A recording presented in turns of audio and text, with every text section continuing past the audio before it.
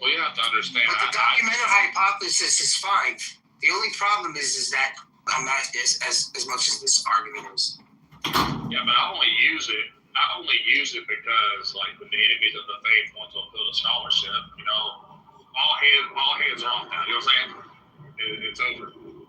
Like, once you want to start appealing to credentials and scholarship and stuff like that, then we can talk about the prevailing view that even though it has modifications over the years, the documentary hypothesis has still been like this consensus view for like many years, right?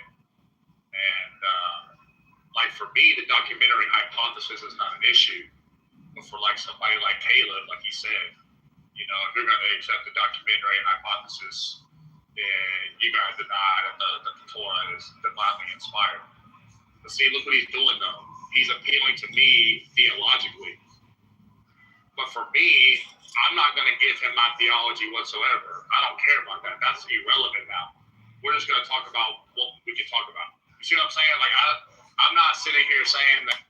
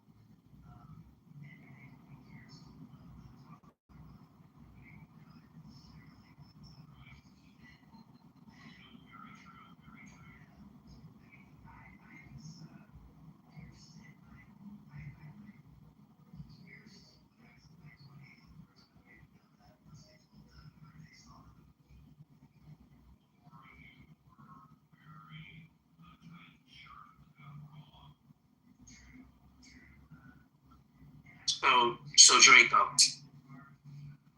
I'm shocked that you never read this book. I think the three essential ones that are essential reads are going to be Trifo, this book, and Timaeus. If you want to make the argument, you make it, because it has a better understanding as, they just didn't make the shit up. Because it's kind of hard to just say, 3rd century, boom. You know? It's got a lot more history than that.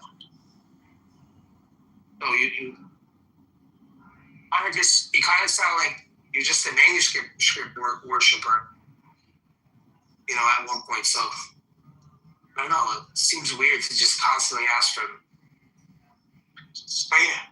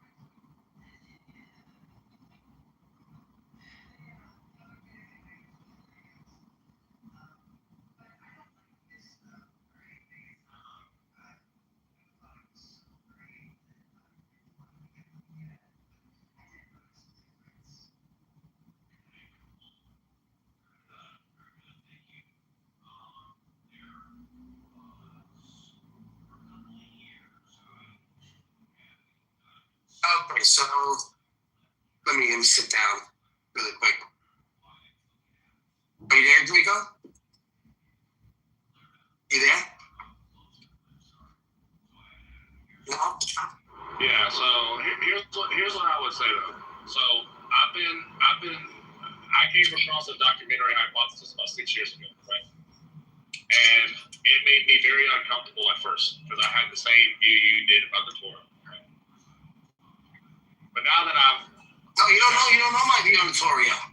Well, I'm just saying, like I thought like the New Testament needed the Torah. Okay? And then when I heard the documentary hypothesis, I knew that we don't have anything going back to Moses. That way, yeah. We don't go back to Moses. But for me, because it's useful to me, right? However, I don't think the documentary hypothesis is a problem. The documentary hypothesis, as far as I'm concerned, it proves that you have at least 4 traditions where these stories come from, right? And for me, that's pretty good evidence. Like you're seeing 4 different traditions that have been compiled later, but the scholars say that these 4 different traditions are independent. But they all share these similarities of these stories. Is that hypothesis implies that there is a more fundamental tradition. Now, whether that goes back to a text or it's purely tradition, that's, you got to be agnostic there. We don't have enough evidence to say either or.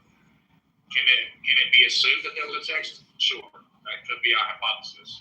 Could it be possible that what we have in the priestly, the Yahwist, the Jawas, and the Deuteronomist source, is it possible that all those traditions come through oral? That's also possible. There might not have been a taxation. Then perfect. We don't have to bring up these manuscripts, right? Never. But the problem is, you know as well as I do, right? You talk to Sicario, for example. We'll talk to Sicario, and he'll engage in the theology conversation, right? But then the longer the conversation goes, you know what Sicario's view is. It's all made up. The New Testament is fabrication, yada, yada, yada. You've heard him say this. So as soon as he does this, bro, like, I'm going to use the documentary hypothesis full force. I'm going to demonstrate what they have doesn't go back to an original Torah. There's no evidence of a original, right? Just like there's implications of the original of the New Testament. Okay, there could be implications of evidence or source that the Torah is based off of. The difference between the New Testament and the Old Testament is, or the Pentateuch, for example, like the Gospels. Let's do Gospel and Pentateuch. The Gospel is decades. The Pentateuch's 1,000 years. Okay, that's point number 1. When you were asking me yesterday, I said, listen, are they both equal because they're both making claims? Yes. Are they both equal when it comes to textual evidence? Absolutely not. Now, just because the New Testament is decades and the Torah is 1,000, it doesn't mean, therefore, the New Testament is true. That doesn't logically follow. But what it demonstrates is that the New Testament is a more stable text than the Torah. That's a fact. That can be asserted, that the New Testament is in a more stable place, and when it appears, it's all within the 1st century or early 2nd century. So 100 years, right? Versus 1,000. Secondly, you have other individuals referencing the Christ. You don't have anybody referencing Moses like that. That's point number 2. My whole point is, when I bring this up to a Jew, is that they need to understand, as soon as they want to attack the text itself, if they want to be consistent, then they should actually abandon Judaism. They should abandon the Torah by their own criteria. And that's the purpose. The Jews will never abandon the Torah. How dare you insinuate such a heretical? Yeah, but that's the purpose of the argument. It's not about whether it's true, whether it's false. It's not about whether the contents are false or whether they're true. It's about the tradition of the text itself. What can be known for certain about it. That's the point of the conversation. Certainty. So.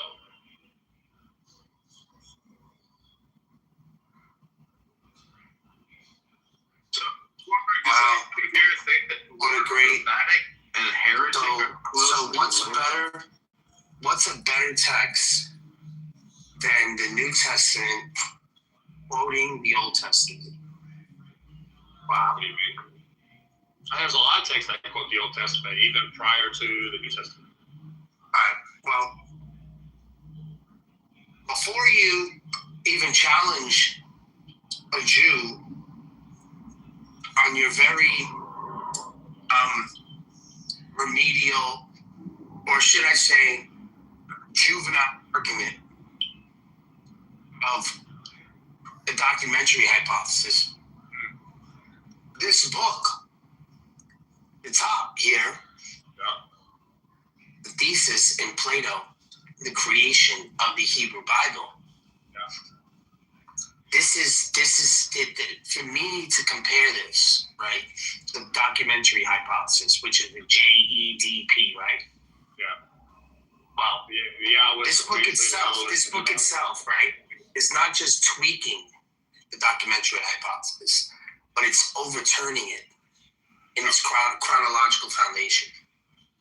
Oh, yeah. That's what I'm saying to you. No, trust me, I know. So when you bring up documentary hypothesis, I'm thinking you got left back in the 8th grade and you didn't make it to high school. Why? Because this book is high school and on. No, it's obvious that you didn't. You got to get to the next level, and you're stuck in the 8th grade. And what happens is you're getting too old. And they're just gonna have to push you through. But it doesn't mean that you're gonna excel. Well, what's the next level, Martin? Exactly. This book right here. Okay. What is it? What is it? Yeah. So the Pentateuch was composed around 270, right? Yeah. It was written in early Hellenistic period. It used Greek sources available at the Library of Alexandria, right? Yeah. The laws of the Pentateuch were strong parables to either Athenian legal institutions and Plato's laws. The Hebrew Bible, as a national library collection, was modeled on Plato's program for creating a state-sponsored ethical corpus, right? So the Torah is a Hellenistic era constitutional project modeled after, partly on Plato. So this is radical because it places a position of centuries later than mainstream scholarship. And I'll get into it even farther. So the Yahwist will be 950 BCE. Yep. The Elohimists, 850. Deuteronomist, 620. Then we have the priestly at 550. Yep. All right. So the Torah and a final redaction. Then we have a final redaction in the Persian period. So remember what I told you yesterday, Megatron? Remember when you were asking me, you kept on the 5th century? And I said, like, the farthest you can probably go back to 8th, 9th century. Remember I said that? That's what you're appealing to now, because I know this. At best, it's 8th, 9th century. This is far. Yeah, I got to steel man you first. I am giving my presentation. Right. To make you understand that I know what you're talking about. Okay. And I know this argument very well. Okay. Well, like I said, this is 8th grade level shit. So the Torah gradually developed, right? Its legal traditions evolved internally within Israel. So it reflects on the ancient Near East context. Greek influence is minimal or late.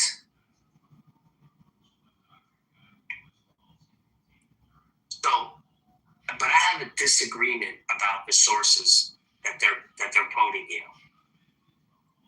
The Yahwist, the Elohimists, Deuteronomists, priestly.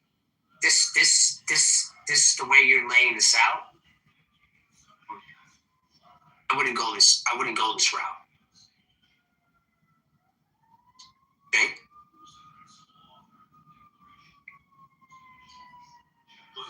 Okay, why though? What do you mean? Why you have to understand, like, for example, Inspiring Philosophy has a video about the documentary hypothesis. And I like his I like his theory on it as well. The whole purpose of The roll down first. right.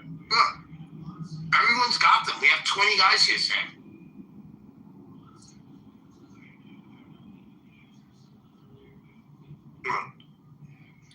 All right. So, this is the reason why this book argues against it. A documentary about this. No, there's plenty of scholars who do argue against it, right? And I know this. But when it is that our opponents, they love consensus, right? And as of right now, this is the consensus. So because they hold to this, it is. No, it's not. No, it's not. No, it's not. It's not. It is. No. It really is, though, but Can't be. the foundation of the documentary hypothesis, it is, though. Now, is it being revised? Yes, but it fundamentally is the consensus. Never will be. I mean, that's what you say. Okay. You could say it's used as maybe an abbreviation of some sort. I don't know. More like a foundation. You can't instantiate any of those claims.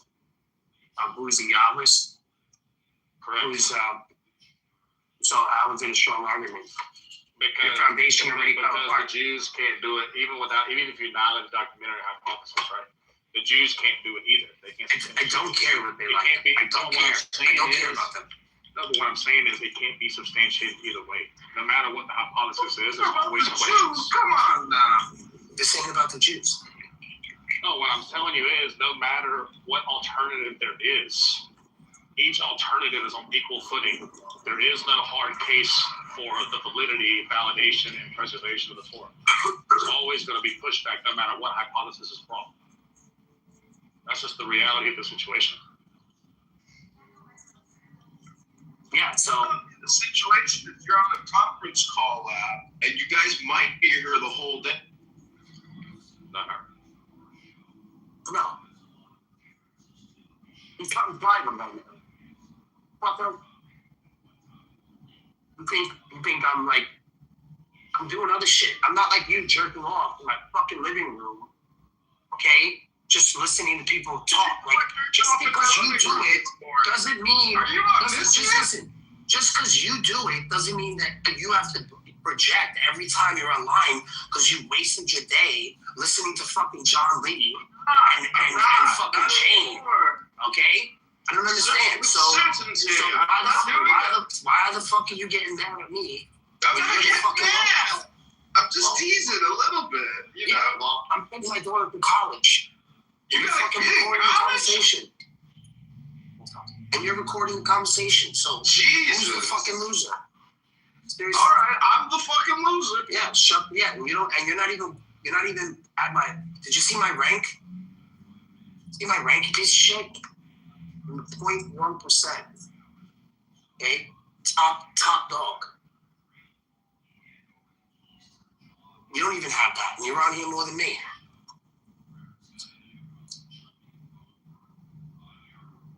Fucking worried about what the fuck I'm doing. You should be taking notes, motherfucker. You heard me? Fucking come in here and tell me, oh, what are you doing today? You might be talking about this all day. What the fuck is it to you? What the fuck are you doing today? The book. What did you do today? You want to hear a page from what's called a book? No, I'm fuck your book. No. No. Hello? Hello? Yeah. Fuck your book.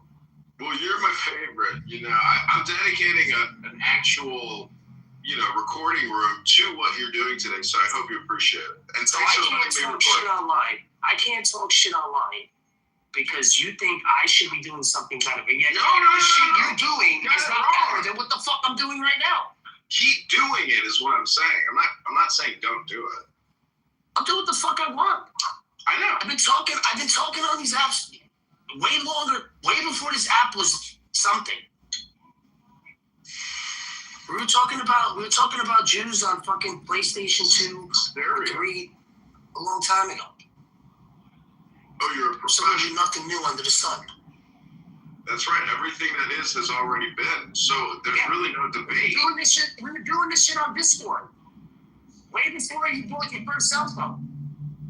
Are you out of your fucking mind? You're gonna give me advice? Ooh, Daniel's here. You're barking up the wrong fucking tree, guy. The whole crew is coming. Assemble the army! You know what I think happened with you? What? You've been away for a while. They didn't tell you. How They long? didn't tell you. I don't know. Long enough, but I don't shine shoes anymore. Well, Maybe they didn't tell you up there. Get your Maybe they didn't tell you up there. shine box. Okay? Get your fucking shine box. Don't worry. Don't worry. Drinks are in the house. Hang out. Be back. You dropped my girl off at home. Piece of shit. Want to embarrass me in front of my girl? Your wife or your kid? Anybody. Oh, Saxon, I see. Okay? I don't shine shoes anymore, buddy. I don't shine fucking shoes anymore, Jimmy. Right? They didn't Get tell your you. fucking shine box. Yeah. Get your fucking shine box.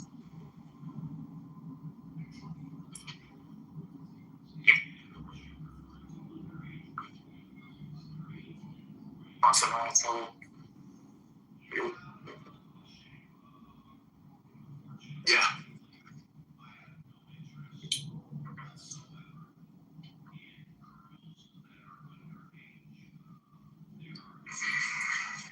Asking stupid questions.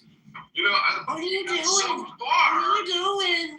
you got so far with McZed the other day, I felt like I had heard as far as the conversation, it couldn't go any further, or we reached the limits of conversation. And it was interesting. I mean, you guys got to the Archon, and essentially, McZed, in my opinion, always has this type of supremacy or superior knowledge, and in the way that he communicates, to me, it's not accepting of your status as Megatron. And the fact that you go by the name Megatron, people come here and they want to open up to you, and they do the Megatron. It's because this thing is not here. See that? You're always gonna have that. Look, the strike is not there. Hello? That's a permanent door. Hey, Joanna. It doesn't have the cutout. Daniel, can you hear me? I'd like to speak to you. You can see where it is. Daniel, can you hear me? Daniel, All right. I hear you. Okay. Well, come with me to John Lee's room because he's talking all about you. Request the door closure. Yeah, He's got to deal with that's the it. strike. You want to come to John Lee's room? He's talking about you and not bad, but about the restaurant thing, and everyone's like going crazy in there. Joanna, don't you know that John Lee is, a homeless vagrant living in an RV? And, Yeah. he's just here to beg. He doesn't want to read anything. He's just here to put on the John Lee show, which is so pathetic and lame and It's so gross. He's telling all these people about Daniel and the food and the restaurants. I would just love if Daniel popped his head in. No, go ahead, Daniel. Why don't you block Joanna? Oh, you're blocked. Well, he's bragging about you so much, begging to see if Well, you no, can come in the room. I called him last night because he's doing some shit. Yeah. He's What's telling homeless? everyone. Yeah, he's feeding the homeless now. Yeah, he's having a big Anyway. barbecue today. 2:00. Yeah.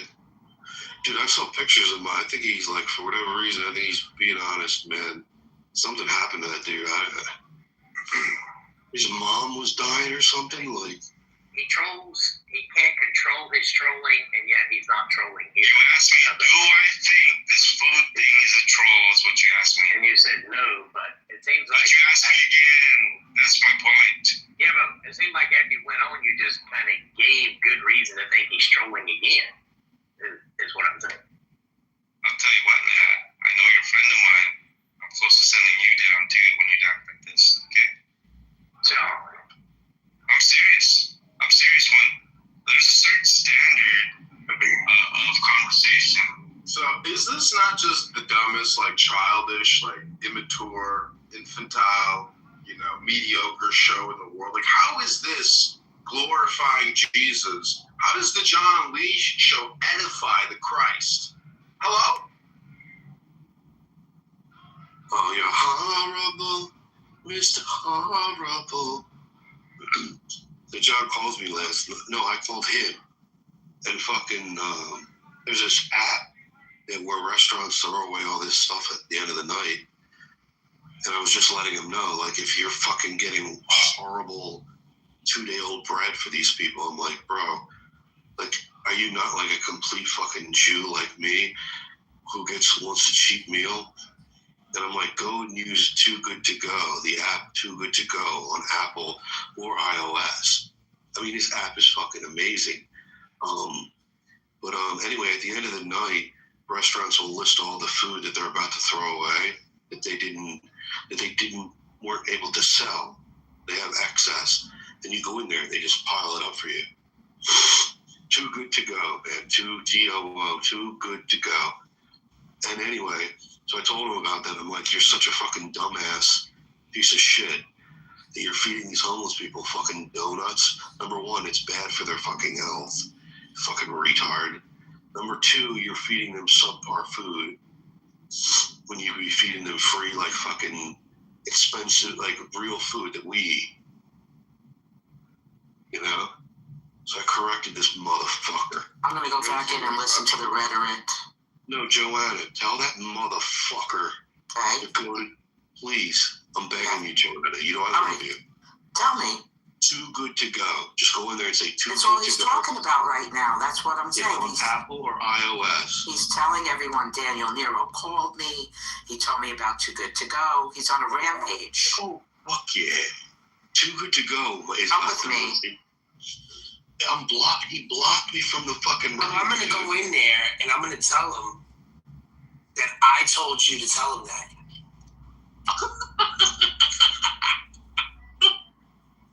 Dude, go in Because I don't know your number. Because I don't know your number. I don't know his number. Yo, Barth. Yeah. He told me we were talking about you last night. Yeah. He goes, Johnny Haas fucking. You said that you wanted to rape Johnny Haas's wife. I didn't say that. They have nothing on that. They just making shit up. They just want to make it so that I never know. Johnny don't want you in there. Yeah, that's his problem. Yo, Universe, pipe some of that fucking. Yeah. I'm gonna go in there right now. Let me go in. Dude, hold on. Yo, dude, pipe that in, please, Hooch. Everybody has a suggestion for me. Bro, you're so clutch, man. I try to take it like the best way that I can, but sometimes I don't. And a lot of the tone that I get here. I love the John Lee show. It's pretty funny. It's funny because, like, he's pathetic, first off. Losing him? Yeah, John, you're breaking him pretty bad right now, John. That's because I'm deep.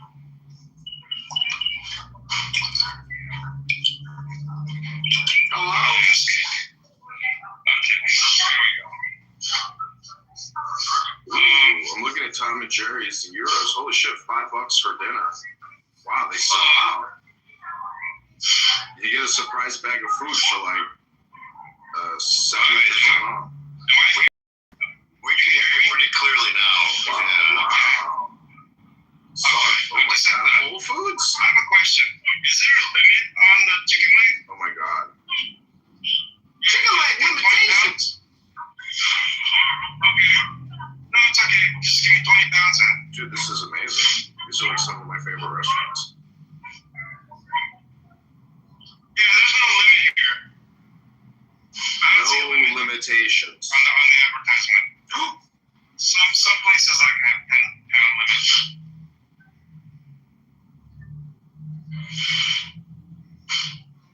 Oh my god! It's okay. They got a donut shop.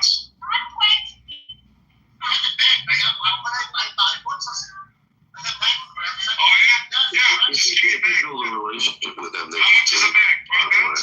Oh, one bag is 20 pounds? Give me 2 bags. Perfect. Okay. Pretty good at.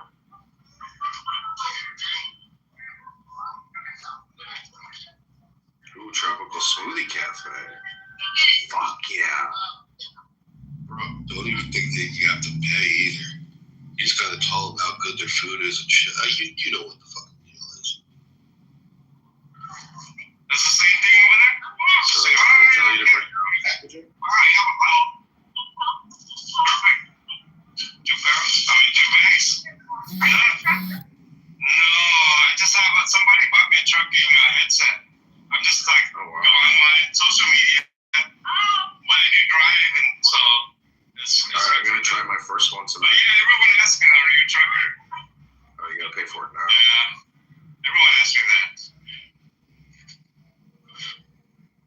really lame that like John Lee's show has essentially become like him live streaming his life. Can't believe it's gonna be like sort of weird. It's all Sunseat's fault. Alright, I gotta raise my hand to try. What's all Sunseat's fault? Daniel, I'll pipe you in. Well, it's gonna be like, Buttercup! Buttercup, will you? Yo, pipe me in. I'm banned. I know, hold on, I'm gonna put it in the chat. He's not bringing me up. Hey, John. What's up, Buttercup? Hey, Daniel. Buttercup, what's going on? Are we streaming live? Yeah, I'm Content? looking at like 10 cell phones right now. Wow, nice. I heard you had 70 cell phones. Is that true? Yeah, That's crazy. I have 4 recording studios live streaming 4 different clubhouse rooms across 30 different cell phones right now. How can you afford this whole operation? Cell phones are only $30 a piece. These burner phones are only $30 a piece.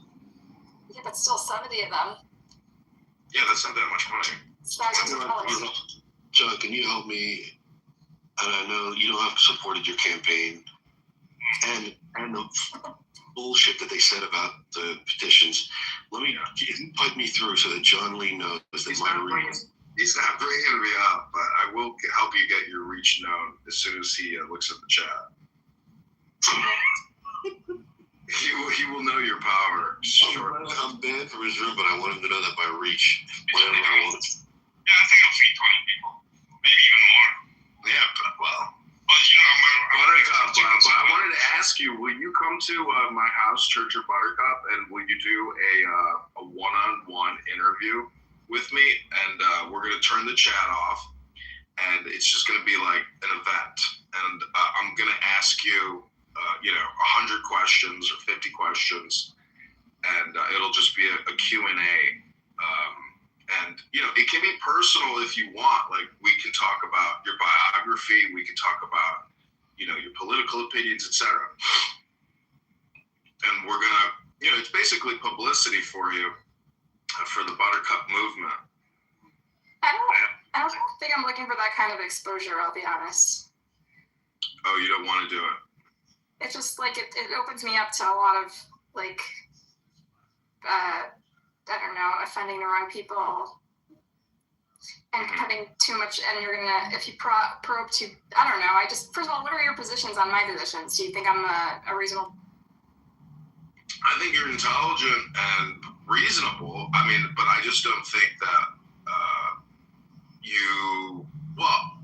I would just say that the law stands in your way with regards to your positions, because like people on this app will say that they actually support the October 7th terror attacks and claim and say that that was a valid military attack. Like, I've heard Prince and other people on here actually say they agree with it. So what's your point? What does that do with me? Well, it's a little bit like having to go to the dean's office in high school for a fight that you didn't start. It's like, who threw the first punch? And in my opinion, history starts October 7th. Like, History starts on October 7th. Really? With this conflict, yeah. That's what I say. It's a little bit like, who threw the first punch? Like, so what I'm saying. For a lot of us, it's been going our whole lives. For most Jews in America who are plugged into their. I know, but this is like. Israel and Palestine. I believe in trans time history. Like, I'm a trans timer, meaning that, like, you may believe, you might think that history goes back 300 years, or you might be living in, like, the year 1650. Because I asked a Muslim on here yesterday, I was like, what year is it? He's like, it's 1400. I asked a Jew yesterday, he said it's 5765. So I'm trying to figure out which time dimension that you're in. But Buttercup, the point. What we're debating, the time dimensions. I feel like you're doing some sort of like performance art where you're actually trying to like do kind of a Colbert Report kind of thing where you're satirizing the other side. Like, yeah. Right? Yeah, I would say that's actually like probably. Like you're saying time stopped at October 7th and started from 0, and you honestly are going to push this theory. That's explaining why everything is Hamas's fault. Israel has no culpability at all. That's why violence is the worst, because like I believe in. This is brilliant, Lord. You really had us all fooled. See, I believe in total 100% freedom of speech because in a safe space like this conference call, no one can actually punch somebody's nose. So it's a good testing ground for the First Amendment. But Buttercup, how many people are on this conference call? But be honest, besides who's in this room. I can't see all the cell phones to see how many people are watching us. But my question to you is, like, if you were the king of Israel, the king, queen of Israel, you were the supreme leader, would you have pursued justice for those victims and the people kidnapped and abducted? Like, how would you have led the army against the enemy incursion? Because you have my opinion is you have so many descriptions that, like, you don't look at this from just like a very rudimentary, like, caveman type thing. Like, the fucking enemy came in and snatched hundreds of our women. Should we form a war party and go get justice? Like, how pathetic are you that, like, would you just sit there and be like, let's just call them on the phone and see if we can get the hostages returned in for a deal on the land or something? Like, how much of a pushover are you if you were the leader? I love this leading question. Yeah. I'm the biggest pushover. Or just weak. You're admitting that you're weak and you wouldn't have the courage to go fight to the death to save your fellow comrades. Yeah, so I'm arguing that fighting to the death killed many hostages needlessly and dragged out a war that could have been finished a year earlier as the former leadership of the army and Israeli intelligence have said that thousands of Gazans and dozens of hostages would probably be alive today if Netanyahu had taken earlier deals instead of kicking the can down the thing, because the people had this bloodlust for revenge and they wanted to see Gaza flattened. But that wasn't necessary to achieve the goal, which is to neuter Hamas and rescue the hostages. And even after a 2-year war, which was needlessly extended, according to Yoav Gallant and numerous current and former Israeli military and intelligence officials, even after they dragged it out an extra year, they still failed to achieve either of their goals. They had to negotiate. They thought they could just, by force, get the hostages back and destroy Hamas, and they failed in both. Have you ever played chess and, like, had a reversal? And they killed dozens of hostages. They killed dozens of our sons and daughters, Lord, because of their foolishness and their bloodlust and their need for revenge. Who, the Israelis or the Palestinians? The Israelis. You're saying the Israelis killed Palestinians? Israelis killed Israeli hostages when they bombed Gaza thwarting deals that could have rescued them. You really I think that they were better off in that situation than you don't know the intel. No, I do know the intel. I do know that. No, you don't. You're not supposed to know. I don't understand how you think you know. The IDF released a report on hostages, on how the hostages died and gave it to the families. Yeah, it's very they tell telling. you the end result. They don't tell you what's going on and why they did it. They did tell us that Yoav Gallant. Do you know who the defense minister Yoav Gallant is, Megatron? Are you familiar with this? I don't care about your conspiracy theories. It's not a conspiracy. Yoav Gallant is the defense minister who led the operations in Gaza. He publicly, in interviews over and over again, has stated He made the call. He made the call. Netanyahu overrode his call for political gains. Oh, Megatron, you don't know anything. It's so cute. So then whoever made the call, they're making calls. Netanyahu made a political call. You're home. I'm complaining about it. I'm complaining that You're not making any calls. You're not doing anything. You're not even risking your life.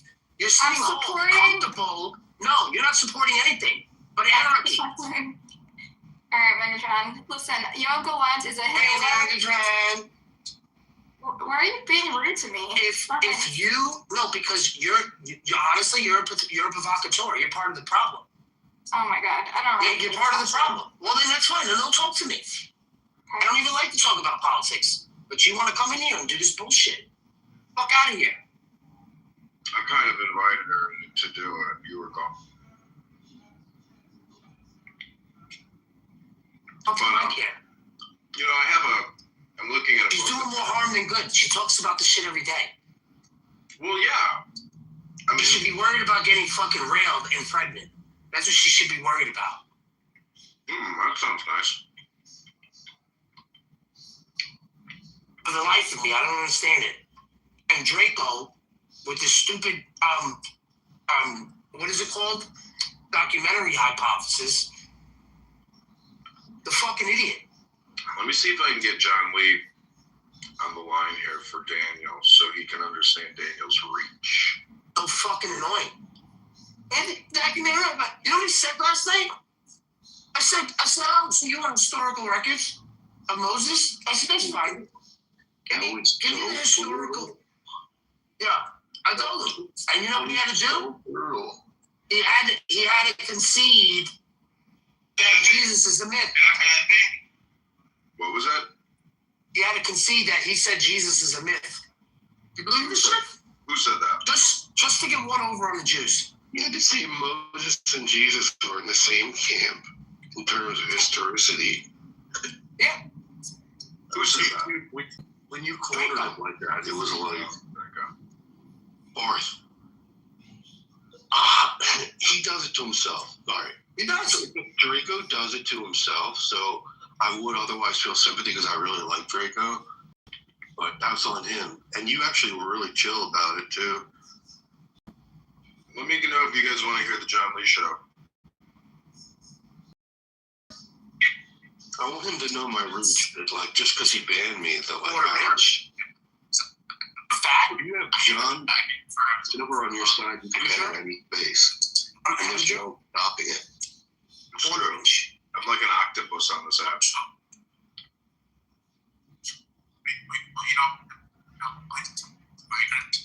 The bottom? John Lee's gotten smart. Oh my God, he brought me up. Here we go, Daniel. Megatron, can you mute up? For the weekend. But the thing is, I know these onions. Like, you cut them in half, and like there's certain peels. Hey Daniel, here you go. Go unmute. Yeah. Go ahead. Hey John. Hi.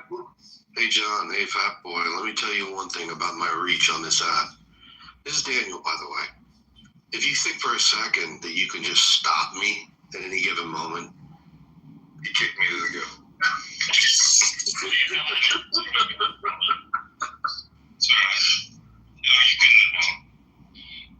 John, is this all from your donations? This is awesome, man. Can I ask him, Daniel, help you last night? Why'd you kick him so fast? He called to help you. Again, we're not litigating anything, Joanne. If you start to, I'm going to send you down. No, I'm not. Are you listening to me? Sure. If you mention Daniel Nero one more time, you are going down. Is that clear? I guess. I gotta click through. Threatening me? I don't understand. Yeah, I guess I have to say yes. Okay. I thought he helped you. Again.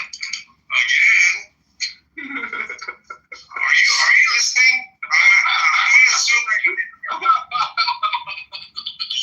He's busy working, Daniel. You just put fucking virus in his head. This is hilarious. Your reach is vast. I'm asking people to act in a certain way, and I'm accepting of your initial comment. I'm also accepting of the comment of JJ that I'm acting like a jackass, quote unquote. But what I told him was that's fine, but if he starts repeating it, that's going to be a problem. It's going to be a So problem. anyway, back to my question, John. So is this all from the donations? Which I just Yes, sir. wow, that's freaking awesome, dude. I mean, literally, I only spent $50. I did want to ask, earlier you said that you weren't okay accepting the assistance and that's why you did the affidavit and got off of all of it and blah, blah, blah.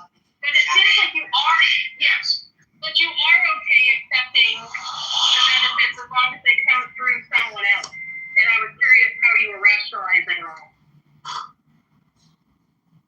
Well, the government is not going like, I support what you're doing. I wish I had more accounts to try to bring you up, Daniel.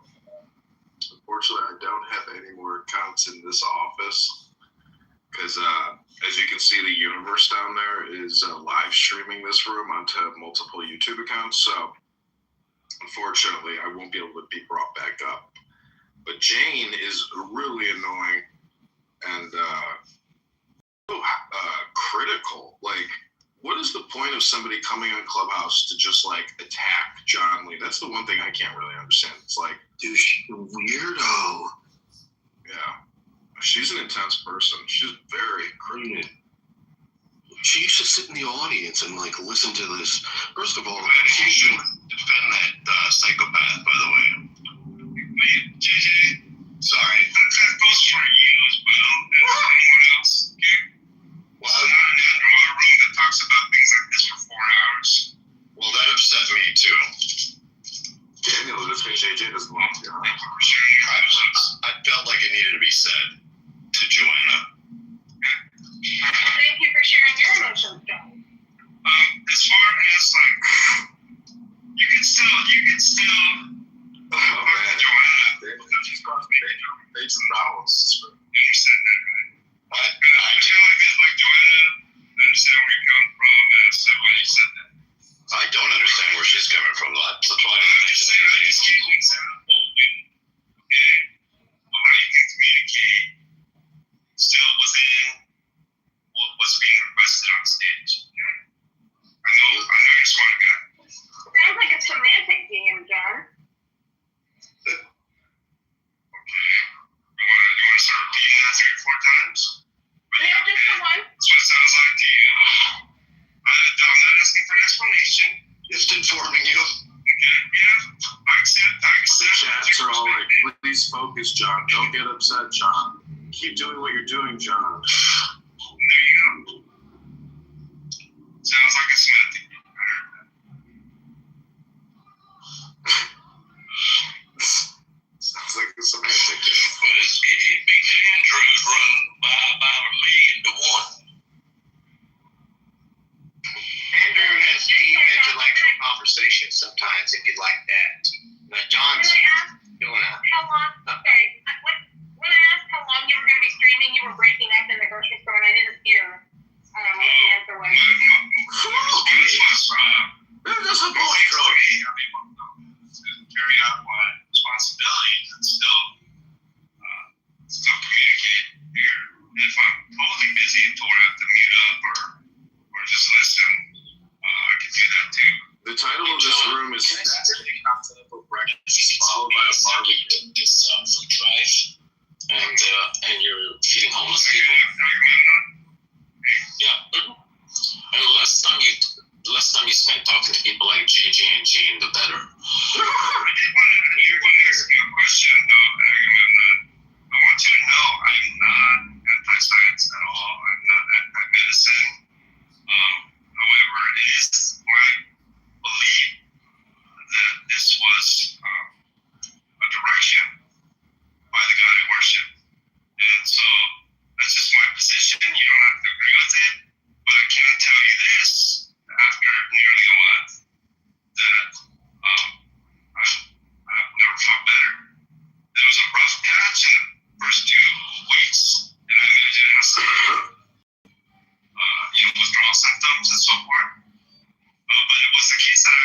fasted for 7 days by Agamemnon. And from my understanding, because of that, it lowers blood pressure. And unbeknownst to me, it seemed to help in with my sub-optimal medication. So right now that I'm off the medication, it seems to me that I also saw a doctor, just to let you know, Agamemnon, and he told me that it's slightly elevated, but it's not dangerous. And this was earlier with my and he also said that if it does remain elevated, then I may have to go back to some of the medications at a reduced dosage or something like that. Listen, if you keep playing this fucking garbage, I'm gonna fucking block you, Lord. You hear me? I'm gonna kick you the fuck out of here. This was for Shut that shit Daniels. off. This is Sir Daniel's point. Yeah, all right. This Well, is totally that's pointless. All right? I agree with you. It's totally I've been listening to these people for way too long. So, I don't think you realize how long I've known them. Going on 8 years or some shit. The fuck out of here. You don't have to listen to TV and shit. well, it's over. I'm out of there.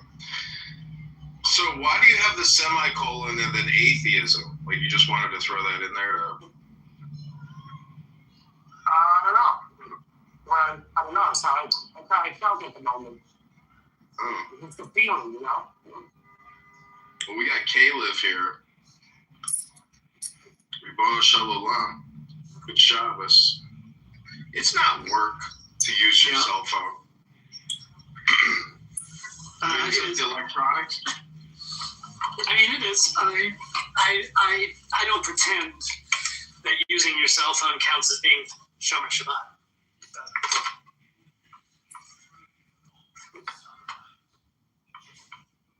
I mean, I've done Shabbos once with an Orthodox family in Beverly Hills, and he was like a retired music executive, and he married, and then they became Orthodox. He got married. They're raising their children Orthodox, and it was a really nice, experience.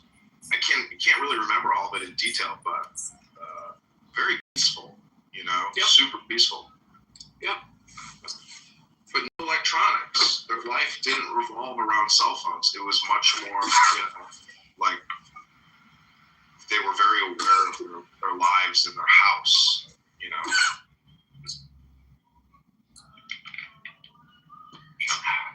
I think that's why Clubhouse is like a good metaphor, because like a house can be used as like a metaphor, an analog for just about any conversation, because it's compartmentalized.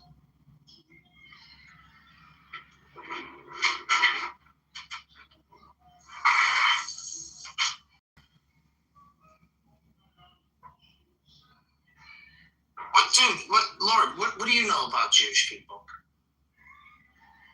Like, what do you really know? What do you really know? Besides the online bullshit. Be honest. What do you mean? I spent my whole life, my uncles, my aunts, my cousins, I've been to Israel, I've been to synagogues, I've studied Jewish books, I go to forum, I go to holidays, I don't know, but I'm not really I'm not educated, I'm not, it's never been a part of my daily lifestyle. It's always just been like a hobby of. Yeah, it's a hobby. Yeah, like a hobby. But I agree with, I have a book called The Tanya by the Alter Rebbe, and to me, that's real Jewish wisdom, but it's universal, and it's probably hermetic. But nonetheless, you just want to read books. Yeah, I'm in the book club, and actually, I'm going to a Jewish book club. It's about the Rebbe,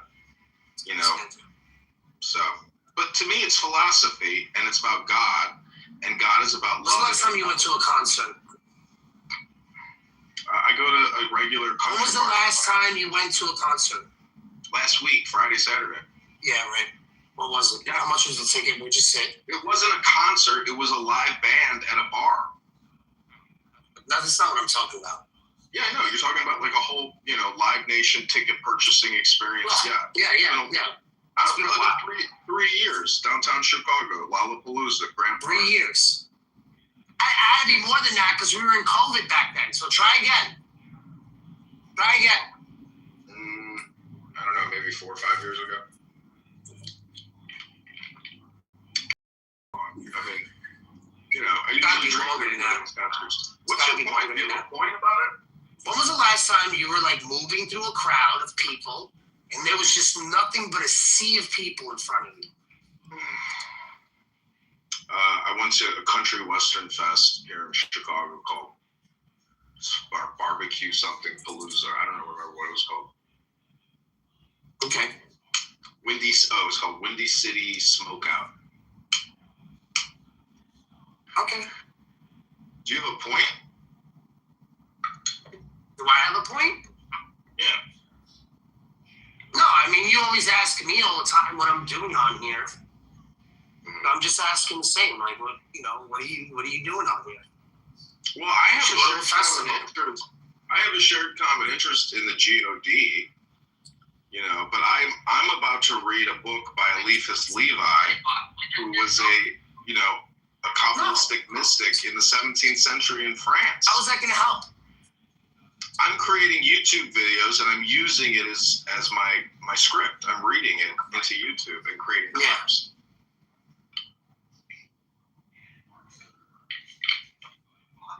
And it's a really interesting book. I mean, there's a lot of fascinating. He's basically arguing logically using proofs, etc., for God. I see you're moving throughout the world. I'm sitting in a library here. You can't do what I'm doing because you're working. You're doing things. I want to sit here and just read a book. Smoke weed and drink coffee.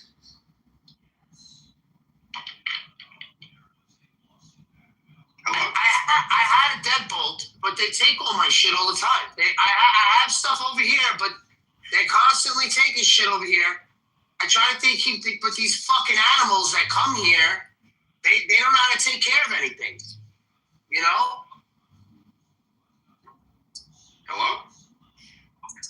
And then the moment they get here, you know what they're asking me? Oh, when are we going home? Why don't you just go home now?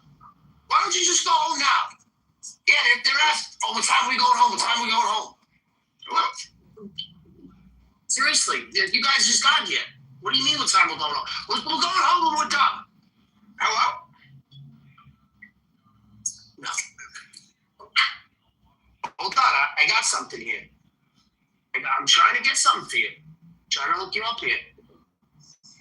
I'm trying to hook you up. Hold on. I got it. Yeah, you got to give me a second. Hello? I only pull shit out of my ass at home for my wife. Yeah, you saw that, right? You want some? You saw that? You saw the snacks? What do you want? Hello? I always got snacks in my bag, in my desk. Yeah.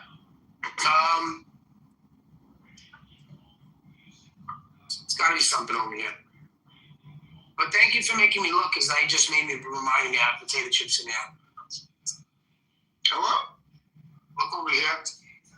That chip, yeah.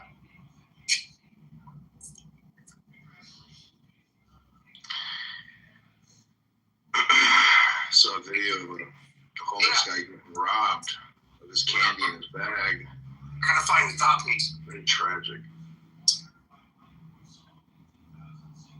Got a small one like that. I got a small one. See this? I told you. Mr. Barrett. I told you, come to Papa. You come to Papa, and I take care of you. Mr. Barrett, I didn't bring the strike for the boat on the back. Nobody better than Papa. Okay, listen to this, Barth. This is Article 4. Solution of the fourth problem. Religion proved by the objections which people oppose to it. The objections which one may make against religion may be made either in the name of science or in the name of reason or in the name of faith. Science cannot deny the facts of existence of religion, of its establishment and its influence upon the events of history. It is forbidden to it to touch dogma. Dogma belongs wholly to faith. Science ordinarily arms itself against religion with a series of facts which it is her duty to appreciate, which in fact she does appreciate thoroughly, but which she condemns still more energetically than science does. In doing that, science admits that religion is right and herself wrong. She lacks logic, manifests the disorder, which admits the need that it has of being ceaselessly redressed and directed by the spirit of charity. Reason, on its side, examines dogma and finds it absurd. But if it were not so, reason wouldn't understand it. If reason understood it, it would no longer be the formula of the unknown. It would be a mathematical demonstration of the infinite. It would be the infinite finite, the unknown known, the immeasurable measured, the indicible named. That is to say that dogma could only cease to be absurd in the eyes of reason to become in the eyes of faith. Science, reason, and good sense in one. The most, Joanna, hey, thanks for prompting us to go in there. That was very funny. Daniel got a kick out of that. Yeah, I got thrown out because I said, why'd you do that to Daniel? He helped you last night. And then I got kicked down. But, I mean, on one hand, he's bragging that Daniel helped him find the food. But then when Daniel came in the room, he kicked him out. Welcome, Cora. What a piece of shit. Right there. Hi, Cora. You feeling better? I'm doing radiation right now, so it's tough. Does that hurt? Not really. Not well, at least not yet. I've only had 2 treatments so far. Okay. Okay, so since you guys are home, and I know Joanna always loves a good movie, you gotta watch Blink twice. Okay, let me get my remote. Yeah, it's on. It's on Prime. It's on Prime. It's on Prime. Okay, I'm there. I'm on Prime. What's it about? You gotta watch it. I'm not telling you. Should I call my boyfriend in or let him stay in the back room? Let him stay back there. Wow, Joanna, you don't want to share Blink twice with the BF? Why not? Let me see.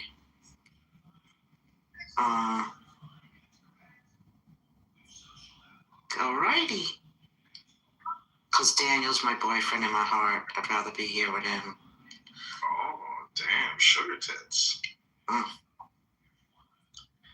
Daniel, how do you like to make love to a woman? Do you have a way to, like, you know, Yeah. how do you foreplay, Daniel? What's your foreplay game?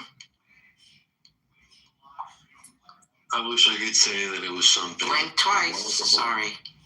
Sorry, Daniel, I interrupted it. I see it. It's a guy taking a picture. Okay, I'll mute up. Yeah, it's very mundane. Very mundane. Well, John, I've missed you, honey. Or I've missed you, honey. We have. What's going on? You're having radiation? What is going on? It's normal. What are you talking about? What is going on? The same thing that's been going on since November 4th. Like, what? Was there any new discovery or? No, it's healing. prophylactic, basically. They do it all the time. Okay. They're trying to get any, like, little stray cells that might have escaped, you know? Like, Gotcha, okay.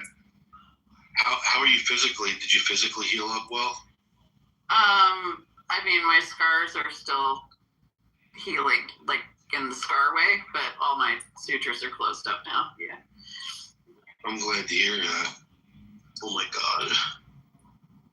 Still got kind of like the square boob look, because the scars at the bottom of my breasts have to soften up before my boobs will. Yeah, but hold on. Laura, but how's the ass? Is it still good? Can that be The massaged? ass is The intact. ass is still good? Okay, all right. That's all that matters, man. As long as that fucking ass is still there, we're in good shape. Or can that breast be It's fucking Don't BS. try to use it. Don't try to sit down too much, move around a little bit. Because Gentlemen, she's going through radiation treatment. This isn't Kentucky Fried Chicken. You're not at the cash register. All I can think about is I think we should palpate that having core. my way with a sedated. We'll get a nice round dome. We'll have to work it slowly. Is that okay? Yeah. Or Medicated core. so we're completely Won't hurt it. It won't hurt at all. Yeah, I'm not medicated right now, but It's still. She gets medicated. Don't She move. gets wild, dude. Don't move. Stop moving around so much. Well, I do have to go put on core on my boobs soon, though. Oh my god. are you able to, at least visually, are you able to create like a pretty decent cleavage though in clothes? Or is it just nude breast? They look fine, yeah. Like in clothes or nude? I don't have to wear a bra anymore, let's put it that way. Ooh, Oh my god. wow. I look at that so like virgin now. Wow. You have like these virgin breasts, and I know that your old man probably ain't, you know.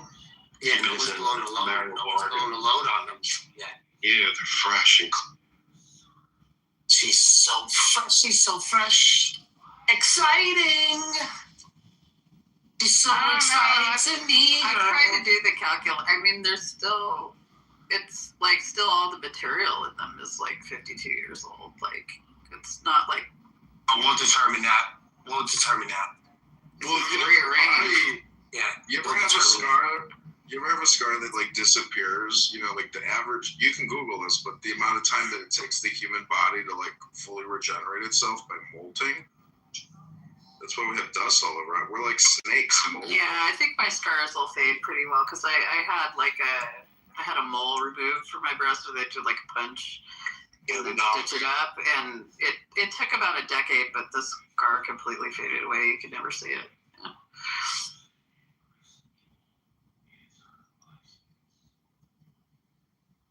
The room. This is Transformers. Okay, Blink Twice is starting. Oh, you gonna watch it now? Yeah, when am I supposed to watch it?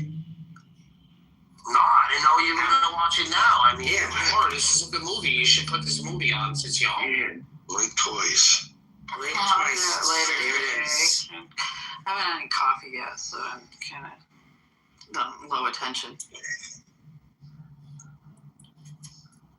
It's like only You should keep that ass nice and 9:45 here. Make sure you I'm keep that trying, ass but nice and I've been perky. stuck in bed for like freaking 2 months. Like, they haven't cleared me to go back to the pool yet. That's what I'm waiting for. Some things never change, and one of them is Cora's personality. She's going to be Cora if Cora is not Cora, or if the Earth is, you know, ablaze. Cora will be Cora, and we love you for that, Cora. Cora. The name Cora is actually from Planet of the Apes. It's one of my favorite names. I mean, it's used in Planet of the Apes, but no, it's from the Greek for girl or maiden. So I love that little yell you do at the end of any expression you make. you know what's interesting? You know what's interesting about words is they're sounds, and so if you try to like visualize yourself as being like the first humans using those words and uttering those sounds, I think it's a little bit like onomatopoeia, you know, where it's like you say boom, bang, you know, like in Batman. So if you say God, or you say Abraham, or Babylon, like, you know, they're like magical. Do you know about the Kiki and the Booba effect? No, what's that? So it's like almost consistently across cultures, regardless of language spoken, like on a statistical basis, not on an individual basis. But if you show people two drawings, one of like a blobby sort of like, you know, thing, right? And another one of like a sort of asymmetrical, multi-pointed starry thing, right? And you go, which one's Kiki and which one's Booba? They always name the blobby one Booba and the spiky one Kiki. Regardless. So if words supposedly accurately describe, concepts, to me, Megatron, is like the ultimate. But also it's like from that movie.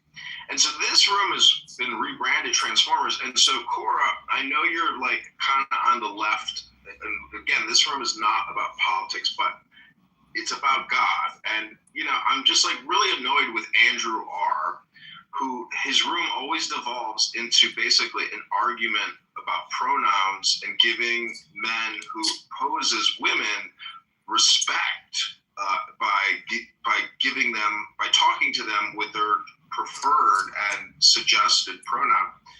And so I'm just, you just basically demonstrated that, blueberries and spikes, or spikes and blueberries, how in the world have we gotten to the level in 2026 where, we're arguing about the words, but real trans back in the day, they didn't like demand that you address them, with the chosen pronoun. But Cora, don't you think it's kind of performative? Like when you go to Target and a man wants to go into a bathroom that you just put your little, daughter in, and he wants to go in there and do his makeup or something. And then when you accuse him of being a man, he wants to put on a show and say, oh, first of all, my name is, Janet, and my pronoun is she and her, and I have the right to use this bathroom. Like, don't you think he's still putting on a performance, and therefore it's ridiculous, and you should be like, sir, you got to get out of the bathroom. You can't be in this bathroom, It sir. depends on the person. Does it really depend on the person, or shouldn't we have a level Yeah, of some people, I've met standardization? some people that obviously do it because they're like narcissistic and have some sort of like histrionic personality disorder, and it feeds into that. It gets them the attention that they're seeking, right? What kind of fun But that? I also know people that are legitimately trans and just because of the body they were born with, it takes a great don't deal tell of anybody. effort for them to pass, So My point is, like, I've been meaning to put these things on all fucking day, and I don't have scissors to cut. hi, Bart's my wife. point is, Cora, my point is that the law should dictate whether or not, men dressed as women should be able to go into a No, bathroom. I think it's a social negotiation that's situational. Well, that's what the law is in a way, but it's on the books. So until they change the law. That's someone in Mississippi influencing whether or not I can do what I want to do with my friends in Oregon. Got it. So what? If you want to do it on a more localized basis of ordinances and laws, sure, I guess that might be more applicable, but I don't want any federal laws like You're like, wait a minute. intruding on You don't want a my national law social liberties. bathroom. Yeah, you don't want a national law on gendered bathrooms. No. That's stupid. Okay. Yeah. Okay. Well, thanks for clearing that up. And so I mean, I think the easiest solution is just to like remove the fucking friction and have non-gendered bathrooms, period. Like have gender-neutral bathrooms for everything. Like you go to a fucking restaurant, there's 2 bathrooms. Doesn't matter which fucking one you go in, it's identical. Why would you need a sign on the door?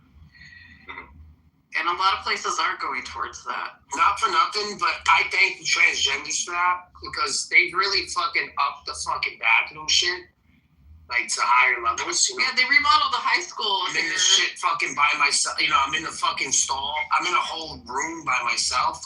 It feels like I'm on vacation or some shit. I like it. Yeah, they remodeled the high school here with gender neutral bathrooms. The kids got more private, nicer bathrooms out of the deal. Yeah. Like they took 2 cruddy, small, stinky spaces, made them into a big loungy area with full doors on the fucking stalls, right? And it's fucking like Ally McBeal office. Like it's nice.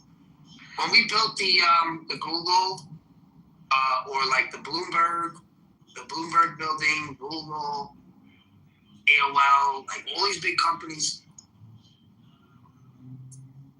and these private like law firms, they have these things. They have these rooms and they're all like a little different from one another. And some of them are in the middle. Some of them are for little couches and it has a TV. Or some are just a room with a high, like a high chair with like a looks like a bar stool. But each room you go into, when it's a sliding door, you can't slam it. It'll self-close in the end. And as soon as you close, it sounds like Star Trek. It's crazy. You can't hear anything. So they're designed for you to go in there.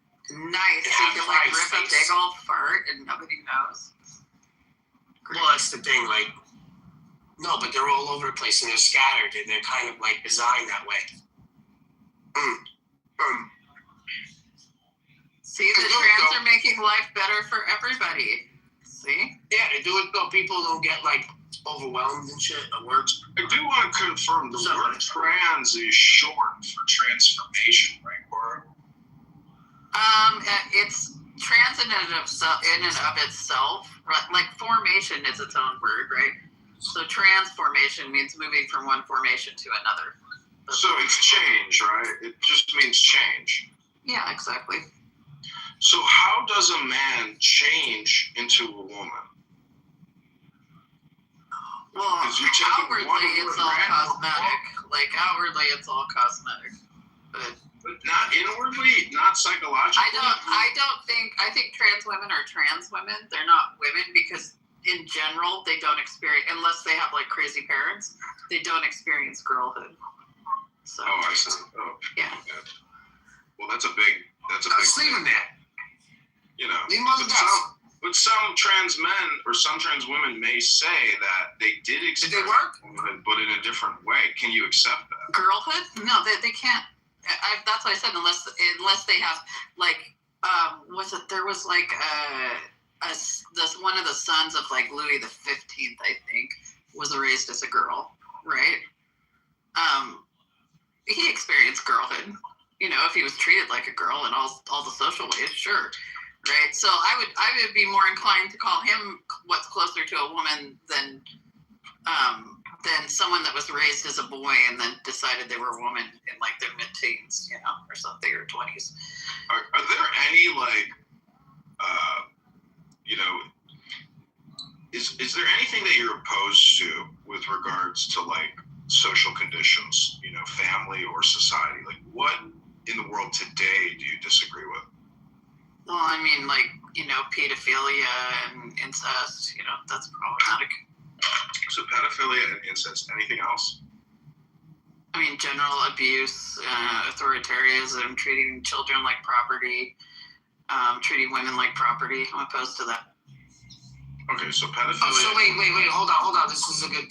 I didn't think this was going to be good, but this is good. So Carla.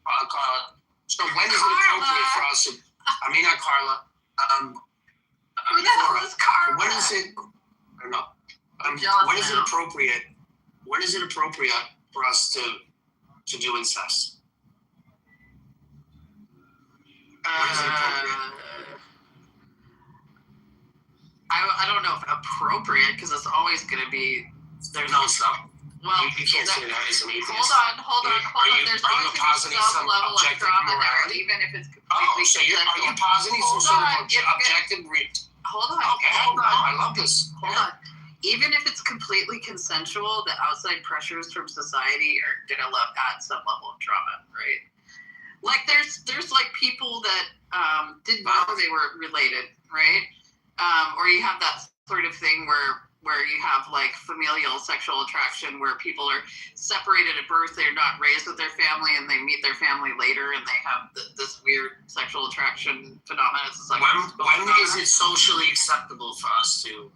And they act on it, right? And even though that's completely 100% consensual, there's still a social stigma to it that's going to add a level of trauma, right? So I don't know that appropriate, but again, I would say incest that reduces all risk of harm or production of offspring that, are put at risk, and is completely consensual and isn't, I mean, I'm not gonna be mad about it. I'm still gonna get the ick from it, though. Okay. So basically, if you don't know about it, so you're okay with it. Yeah. Okay. So then you're okay with it. I don't know why. Well, no, not if they're making right kids. They're like a burst on. Yeah. What do you think? Eventually that's gonna happen. They're gonna be boinking each other. Yeah, it's gonna happen. Then that does a social harm by creating, like, if you look at that family, like the fucking No, that was after a year in abuse. In the Germans, Southeast Kentucky, that. Yes, that was years. Decades, generations, yeah. That was generational, yeah. But we're not part talking of that about too generational. is like a level of like abuse and control and isolation, involved in creating that situation where that happened over and over again. And it was like dumb abuse too. Laura, not all abuse is intentional, right? Some abuse is just because people are dumb and don't know how to human very well. Under the atheist worldview, when is it okay for us to do incest? Because when no harm is being done. When no harm is being done. Anthony Flew. Not Anthony Flew. We had the guy. What was his name again? Guy that debated Dark. What was his name again? Oh, I don't pay attention to that shit, so I wouldn't know. Anyway, he's a philosopher. He says it's not incest if you wear a condom. How do you feel about that? No. There's still the psychological factor to it. It's still incest. No, that's not true. What do you mean? Come home drunk one night. Your brother's there. You're saying that's wrong.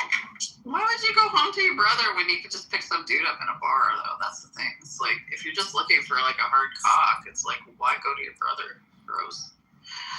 But anyway. I'm not saying that you would. I'm just saying. What's the matter? When no harm is done, that's when okay, that's fine. That is fine.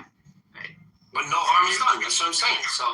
But I'm saying it's like really hard because of the social norms, and no one's around. No one's gonna see it. Plus, you don't believe in God. You're conditioned from it. You're conditioned from the point of being a youth. No one's gonna judge you. To feel shame about it, right? Nobody's looking. And so even if you do it, even if everything's around, you're still gonna have an internalized shame from it, and that's a psychological harm. Is gonna tell you what to do. It's a psychological harm. But you can do what you want. I want to see what your sister or your mom looks like while you're so fascinated with this part. They're actually kind of good looking. That's what I figured. Yeah. So you're just trying to assuage. She looks like my wife, and she looks like. You're trying to assuage your own personal shame about being sexually attracted to your family members. Like, I'm not ashamed of it. I just want to know, according to you, when is it appropriate? Like I just said, when no harm is done. What kind of society? Well, then that could be any time. Situationally, it would have to be when you come, like that could be when you got home drunk and you. No, there's still, like I said, there's the amount of internalized shame causes harm. Period.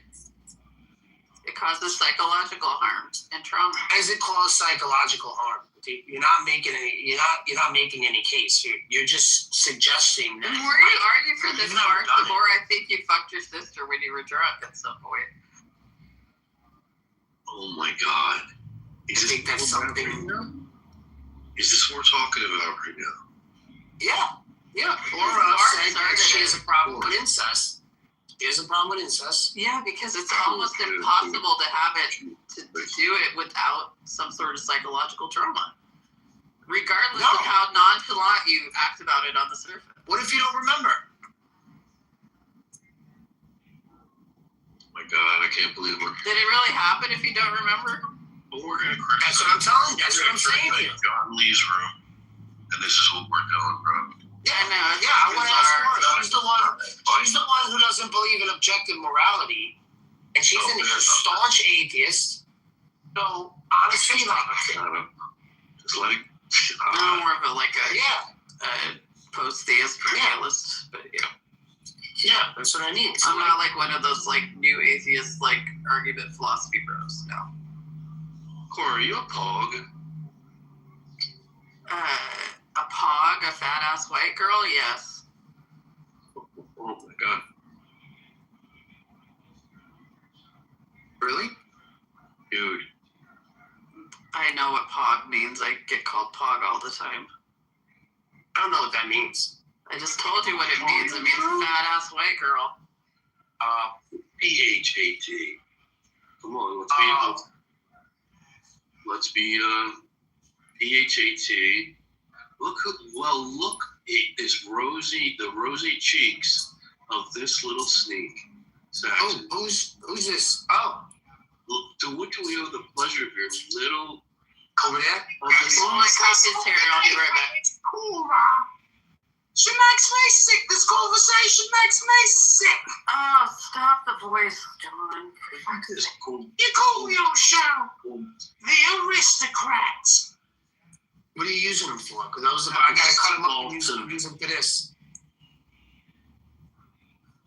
You talking like the aristocrats, like the fucking vaudeville joke, John? Comedy joke, the comedian's comedy joke. What are you calling your show? The Aristocrats. Yes.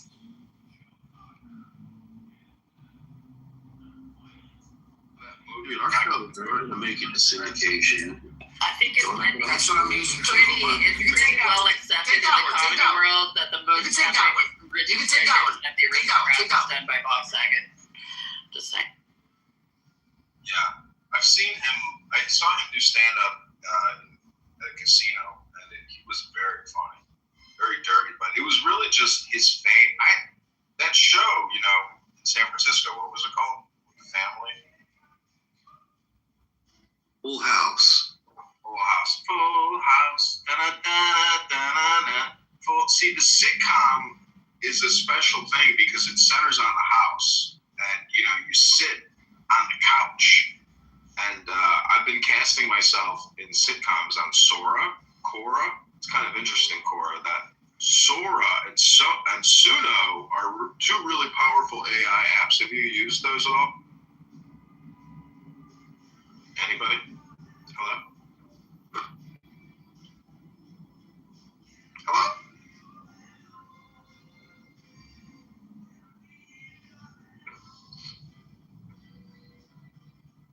David. So Saxon, when is it appropriate for us to this incest? Is it ever appropriate? No, it's not. Why? Because it's not.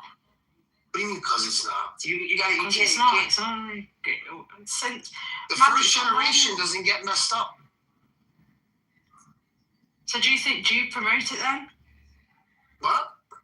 Are you promoting it? No, I'm not promoting it, but like if Cora was my sister, or you and my sister, I'm not gonna lie, I'm gonna be like, well,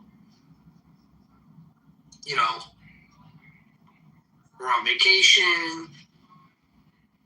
Dude, it sounds cringe already, man. Ow!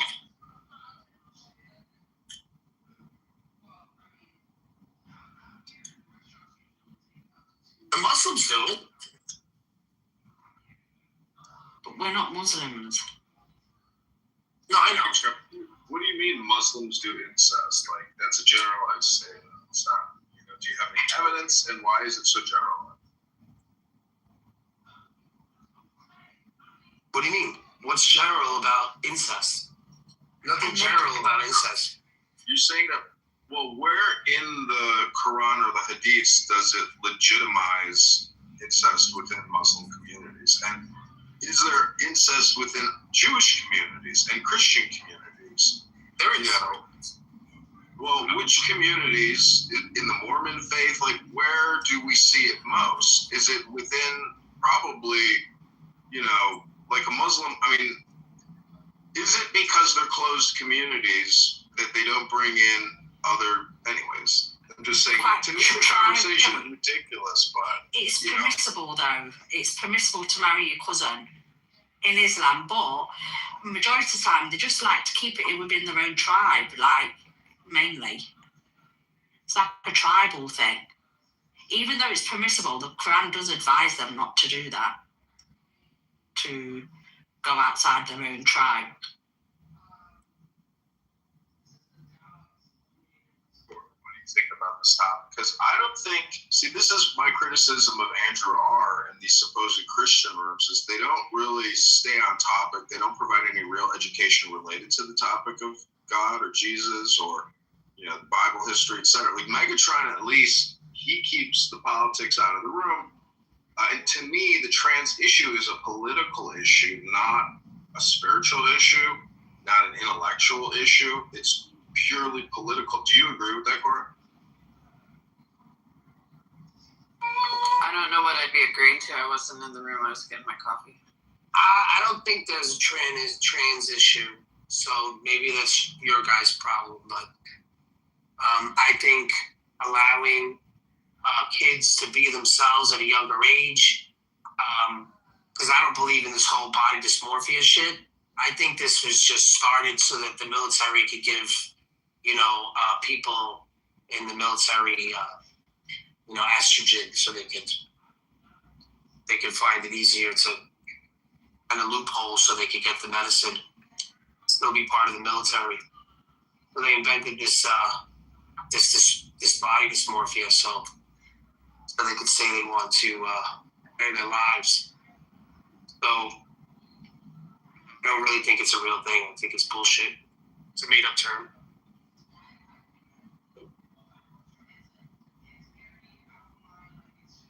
So what would be like the top 10 list of made-up terms? I mean, CRT, BLM, LGBTQ, DEI, trans.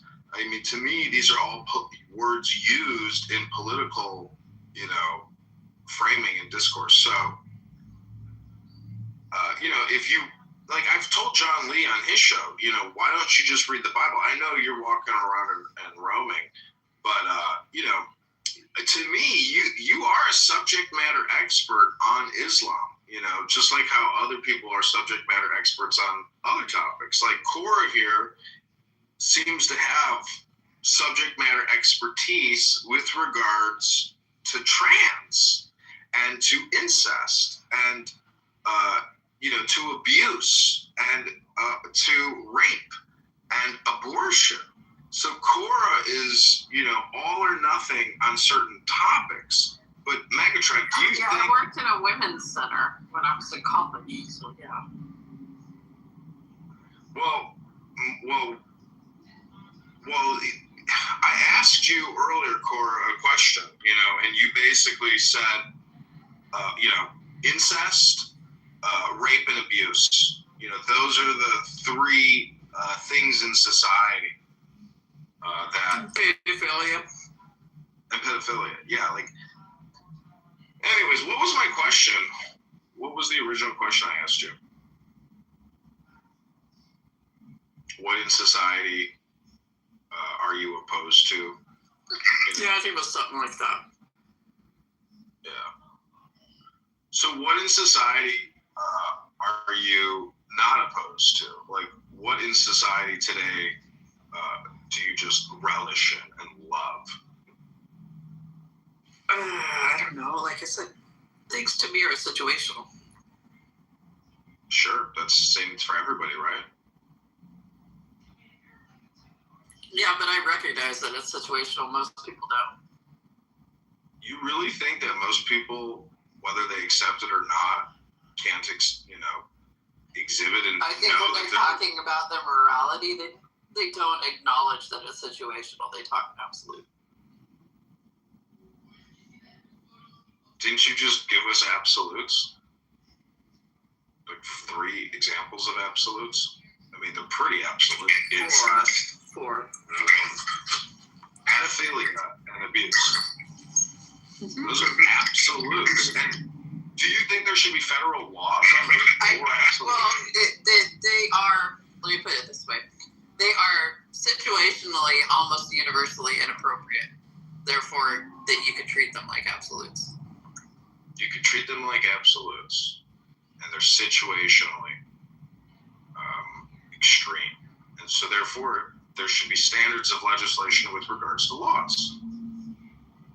Yeah, I'm fine with that, but I'm not going to talk about like a lot of the stuff that people try to legislate is situationally ambiguous 99% of the time. So What does this have to do with incest? That was on the incest conversation. Where does this go with incest here? What was that, Megatron? Where does this? I was talking about incest. What happened?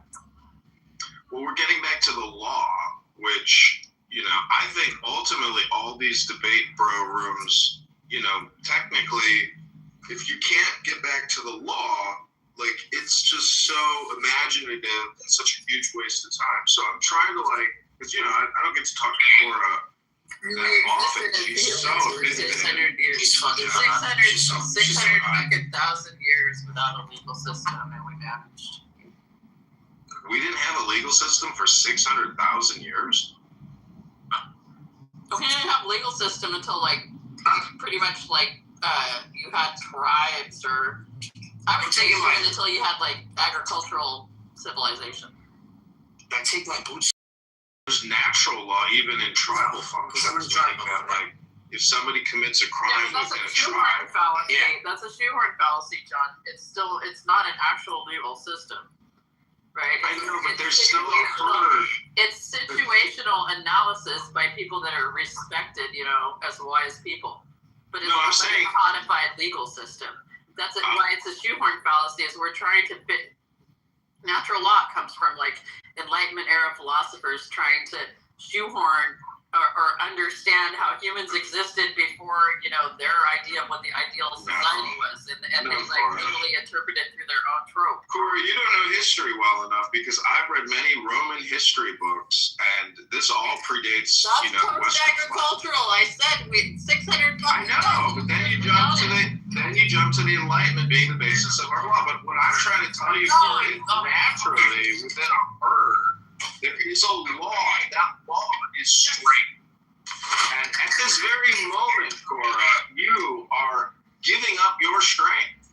And, you know, so energy preservation is a very important topic. Just gonna call you? I'm like, this fucking guy's got his phone over here. That I'm supposed to call him. Give him a heads up. Sometimes I like to tell people to take the deepest breath of the day and Where'd Daniel hold go? 10 seconds. You can't leave without me, fucking. You can't leave without you. Did you make blueberry pancakes this morning, Bert? I just closed that because they hate when it's open, because people are constantly looking at it. Cora, do you think you're part of a tribe? Just get started. Cora, do you think you're part of a tribe? What's that? Not me in particular, but I do think people have, like, sort of like tribal attitudes you're not coming? towards things, particularly in Oh, yeah, it'd be nice. identity politics. So what is it about you that you wish people knew, but they failed to understand? I gotta make you a key for that. I don't have an intrinsic identity, so Those are new locks. That's to me seems like just an absurd question. What is an intrinsic identity? Something that's immutable, you know, unchangeable. So can you give me an example? Present from, you know, Do what? the initial sort of like present from the initial I don't know. event of my consciousness, you know. Yeah. I don't have I wanted to finish what I was doing. He says, go get the fucking car. It's all right. So, you know, with regards to I don't know where he consciousness was. and You situation, never know where he goes. do you think you could force yourself into a different situation if you wanted to? I mean, primarily for money, you would, you know. Nope. Not to saying that, like, you're What are greedy. you talking, like sex work or something? Like what? What are you talking about? No, like, basically, like, trying to psyop yourself. Like, if you could brainwash yourself for Yeah, money. I did that as a child all the time. For survival, I convinced myself that I was a good Christian because I had to survive. You know, like I behaved in that manner. I took on that role and identity. Right. I wholly embodied it in order to prevent being, you know, abused and maligned by my parents. So. But how did you do that, though? It's called masking. I'm autistic. I do it almost like reflexively. I'm an autistic female. But do you think so? You violated your own free will to do that, is what you're saying. Well, the first tenet of my free will is like survival, right? The second is reducing of suffering. So, if I do things that are unpleasant in order to reduce suffering, is that really against my free will? No. Well, what I'm saying is you view that masking as being unnatural. It saps more vitality and energy out of me than just being myself. Yeah. So, but you did it in order to placate, so you wouldn't have to suffer abuse. Exactly. So, would you call that intelligence? Yeah, it's extremely intelligent. It's situational awareness. It's the ability to weigh cost benefit early. Is that like a chameleon type of trait, like a reptilian trait? Like I think the limbic system is definitely involved, but I don't know if I'd call it like wholly reptilian. What about the sympathetic nervous system? It's you're constantly like trying to balance the tension between your sympathetic and parasympathetic nervous system. Mm-hmm. And the other party, your abusive parents, are also trying to balance their, parasympathetic and lymphatic and sympathetic nervous systems to your balance. So in the end, what you're saying is your deceptive, acceptance of Christianity gave a balancing effect to an otherwise abusive situation. So the communication of peace within the Bible brought that equilibrium, right? No, my own situational awareness did. What about the other opposing party's situational awareness to your situational awareness? They're not very aware. They're covert narcissists, so they're completely self-absorbed. They don't really pay attention to other people's. They lack empathy. So, do you think in your own life you've also adopted your parents', covert narcissism? No, it's quite the opposite. You're the opposite of a covert narcissist? What's that? I'm highly empathic. I'm a people pleaser. I self-sacrifice in order to on your own, right? In order to improve other people's lives, constantly. Okay. I always put other people before myself. It's because I was conditioned to be that way by covert narcissists. I was always conditioned to put their needs before mine. So. I often ask people here, what's your most painful memory? Do you think you could answer that? Yeah, I was being forced to suck my babysitter's son's cock and having him ejaculate in my mouth. Jesus. Sorry to hear that. Is that really your most painful memory? Yeah, horror show. Yikes. But I've had a lot of EMDR, and so I can talk about it really matter-of-factly without getting triggered. Spit or swallow it. What's the EMDR? Movement, sensitization, and processing. Did you have to spit or swallow? Or did you have to spit or swallow? I went and threw up in the sink in the bathroom across the hall. Wow. I was 7 years old. Oh, you didn't say that. You didn't say that before.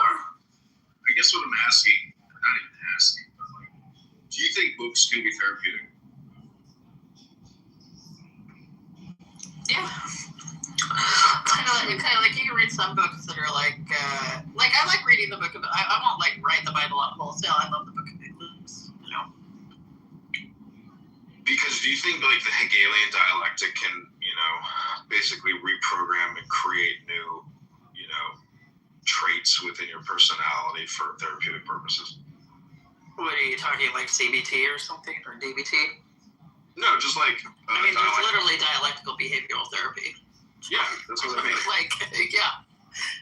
So why would I think it worked for some people. It didn't work for me very well because everything all my trauma I generally somaticize, which is why I went to EMDR, which is more, it's a more sort of unconscious bilateral stimulation process where you basically dredge up bad emotions and then you stare at a dot moving back and forth, and the bilateral stimulation helps you reprocess and sort of compartmentalize the things so that they're not so triggering.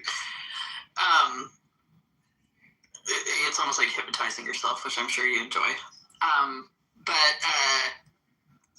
Yeah, I mean, obviously it works for some people, but there's also, like, what is it, acceptance and something therapy as well, where you just fucking accept it, right? You learn to accept it. When you don't do this dialectical thing where you counter it.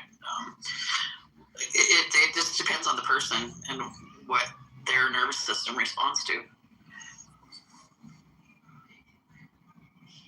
Because that's the thing is, like, with mental health, is like people try to compartmentalize it into like all sort of like your brain and the way you think and whatever, but so much of it is like somatic sort of response to things. And if you start recognizing it, that it's like a general sort of like nervous system dysregulation, rather than what you're thinking, then all sorts of other therapies open up to you that are probably more effective than like talk therapy or CBT or DBT.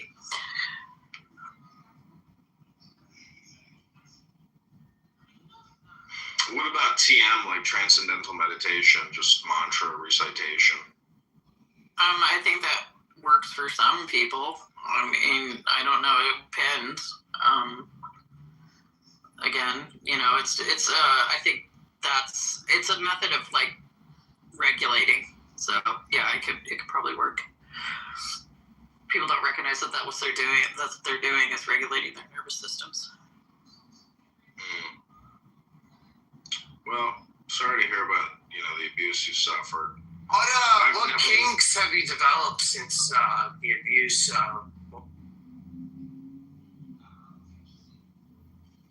don't really have any kinks. I did basically kind of try to like take control of my own sort of sexual health and identity in my 20s, and was very open and exploratory intentionally. I did shit that scared me, or I didn't enjoy, or I thought I wouldn't enjoy, just to see if I did. And nothing really stuck. I'm just generally an open-minded person, and if it feels good, I do it. You know a lot about like witchcraft and occult. What in esoteric philosophy or science has been, most surprising or pleasing to you?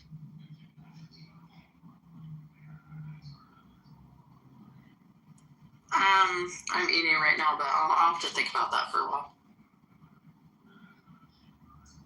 Putting in your mouth at this moment right now.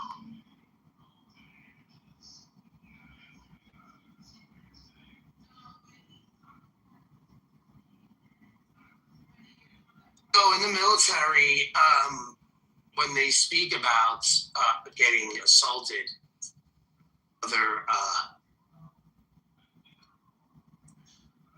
other soldiers,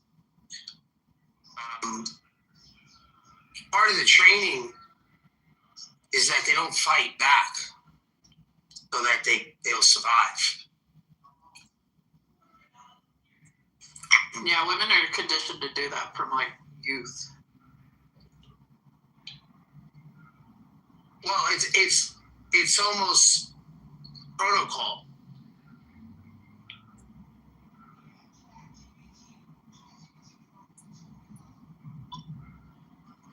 Yeah, so if we're teaching physically fit, conditioned men that same strategy, imagine what we're teaching women who just lack, like, through sexual dimorphism, lack the upper body strength to fight back, period. Regardless of how fit they are, in comparison to probably 80% of the male population.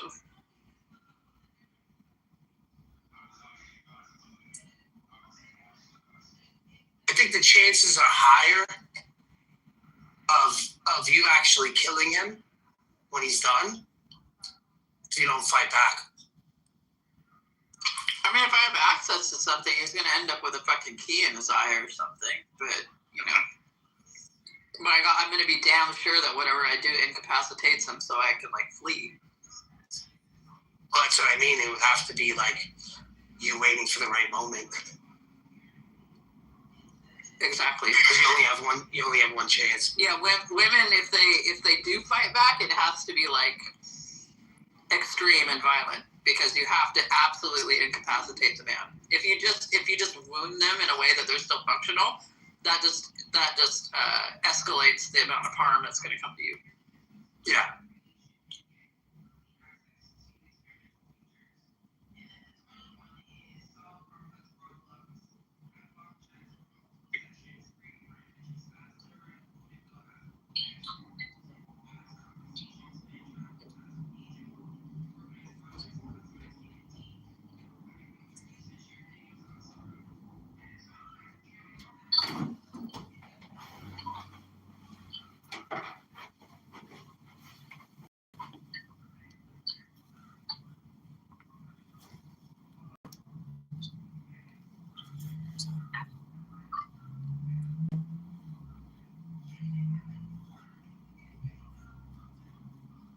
This conversation make you feel uncomfortable, Lord?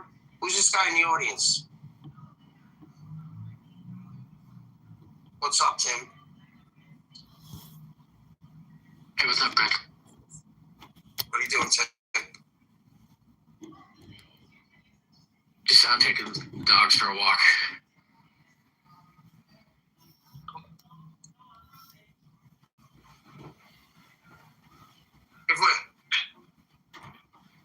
¿Qué?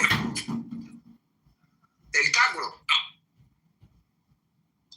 No, ellos me están dando dinero.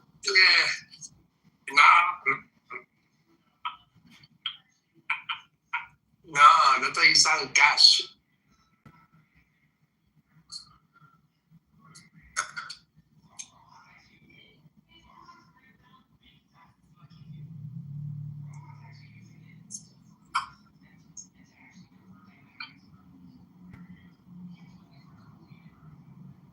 Yeah, anyway.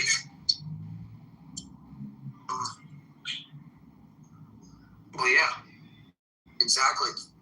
Yeah. Who's buying the dip on Bitcoin? I don't know. I was thinking about it. You're gonna have the money to buy the dip. Dip, baby, dip. Yeah, I dropped a chunk of my tax return into it.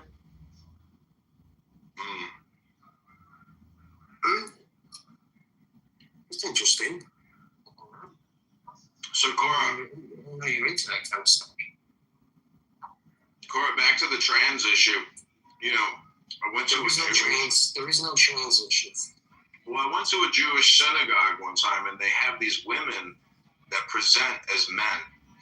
They look like little boys. And the girl that I was dating at the time, who had the most amazing ass, said to me, you know, it's very rare for women to present as men, but it's very common for men to present as women.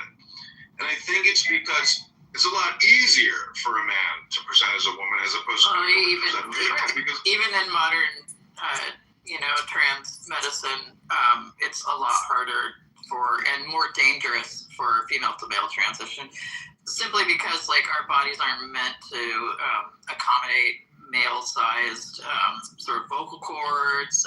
You get vaginal atrophy from taking testosterone, which can cause all sorts of other problems. It's a lot easier to do female to male transition than male to female transition than female to male. There's a lot more risk involved. So.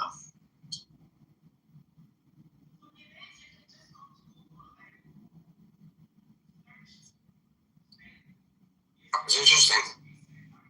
Tim, I'm going to ask you a difficult question.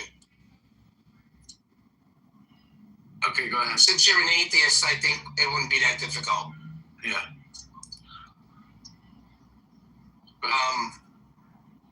When is it ever appropriate for incest to be the case? You have any scenario? I mean, I can't think of any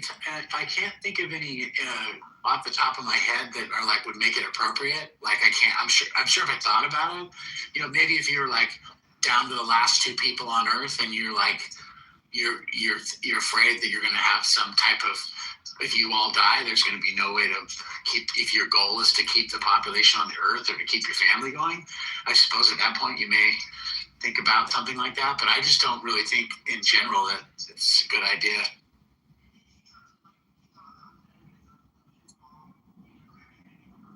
Yeah, I would point to the same situation.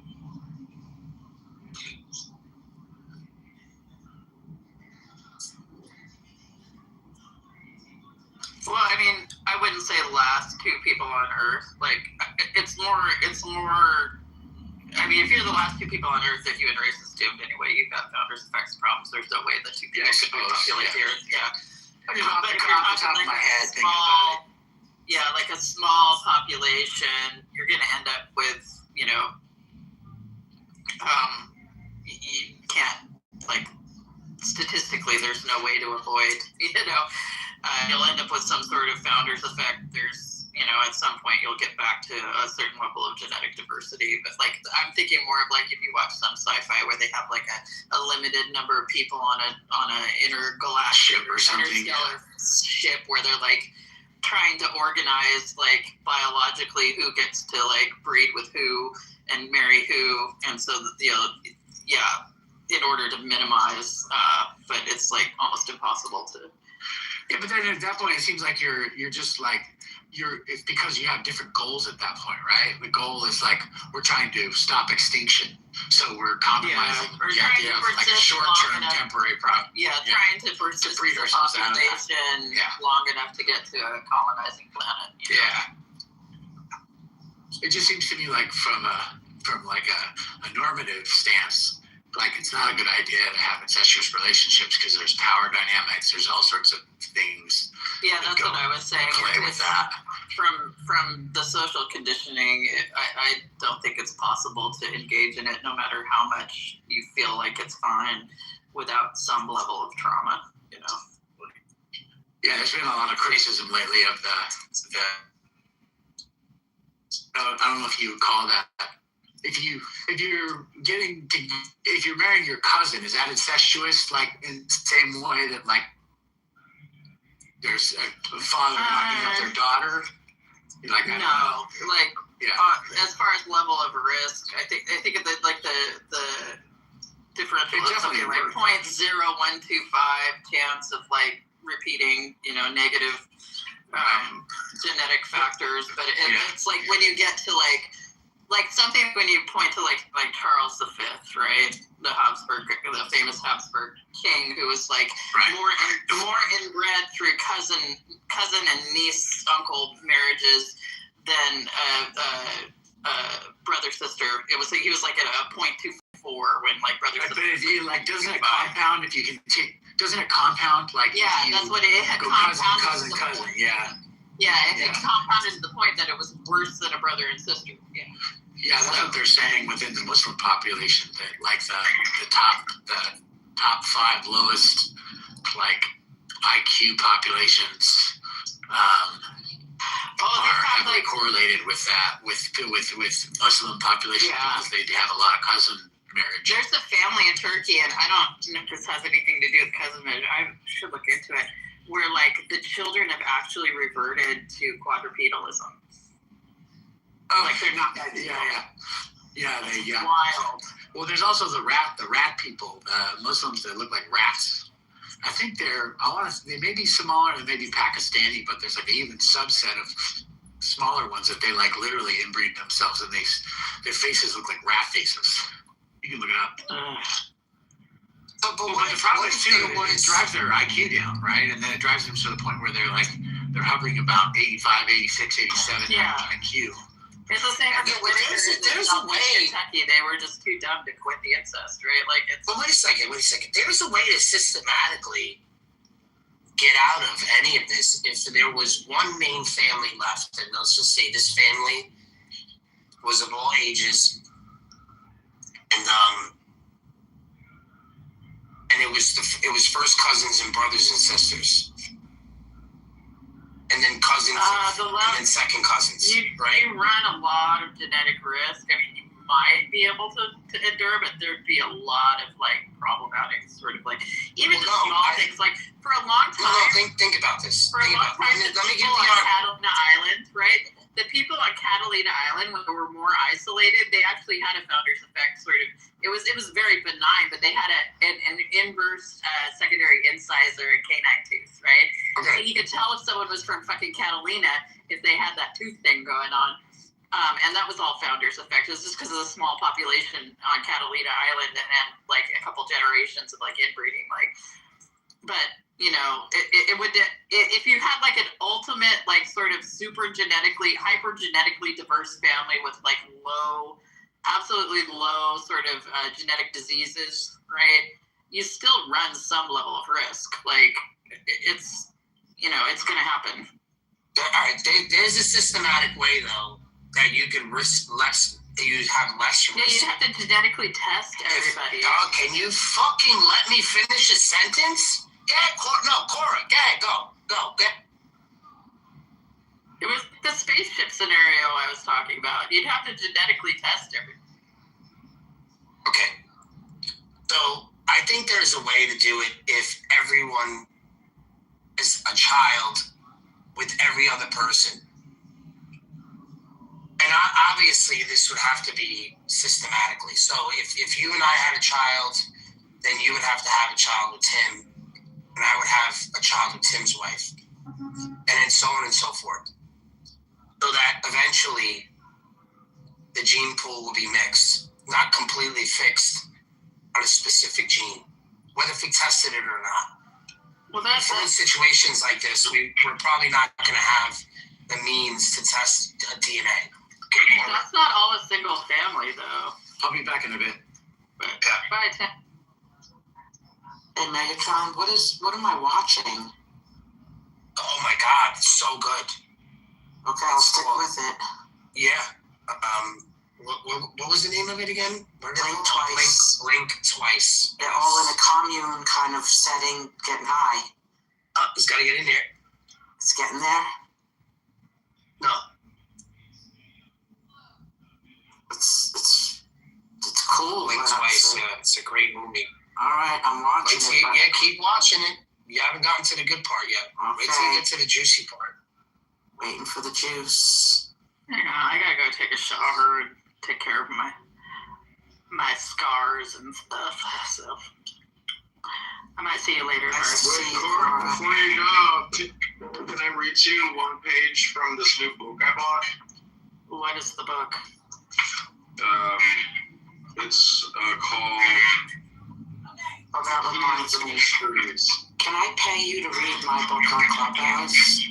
Yeah, I will for you. Sure. I'll let you read it to Joanna because it'll probably land better with her. But I really you left me nice. Yeah, I've been chilling with her. So. Bye, everyone. Okay, this is page 83. And then we're gonna work on reading my book on Clubhouse. Oh, do you want to do it right now? Give me a link. Okay. You can text it to me too, to my personal phone, or you can message me on Instagram or other ways. Or maybe here. I very rarely look at these messages on this app. It's all spam.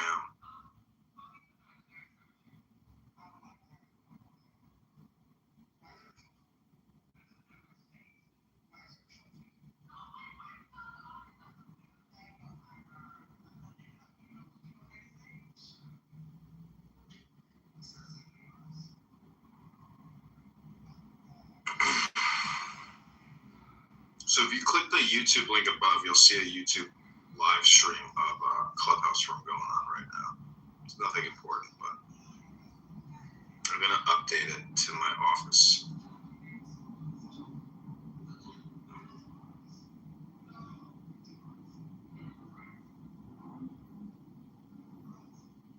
Crazy, I can't update it. All right, well, let me read this page unless you have a link available, Joanna.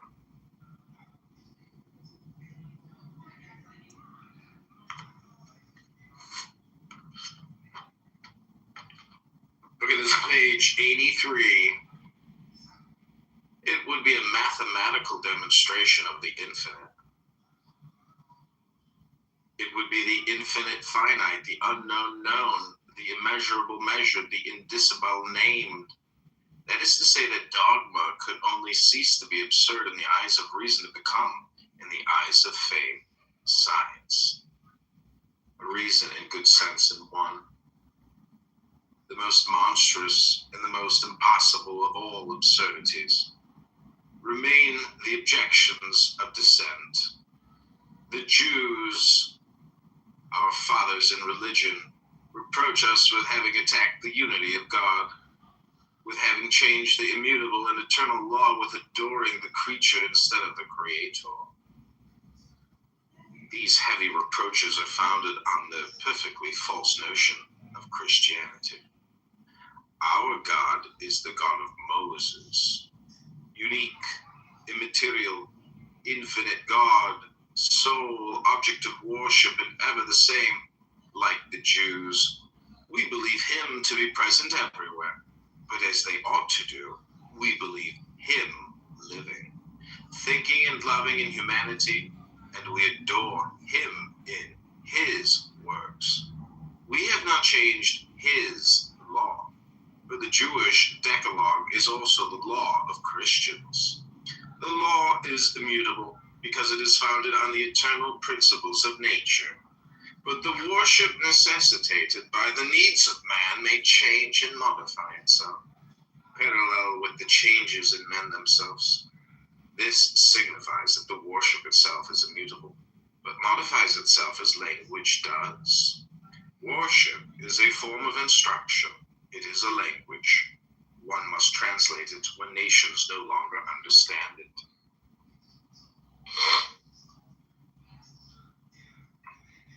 Okay, Joanna, you have the ability for me to read it?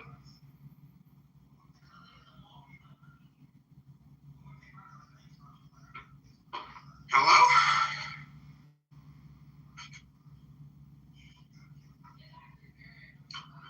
We have translated and not destroyed the worship of Moses and the prophets.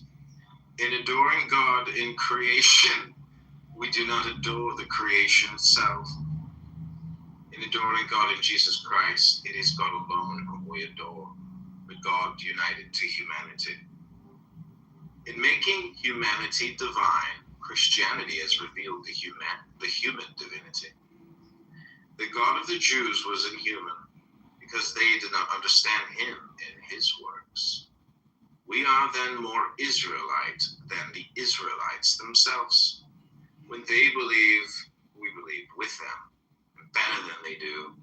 They accuse us of having separated ourselves from them, and on the contrary, it is they who wish to separate from us. We wait for them, the heart and the arms wide open. We are, as they are, the disciples of Moses.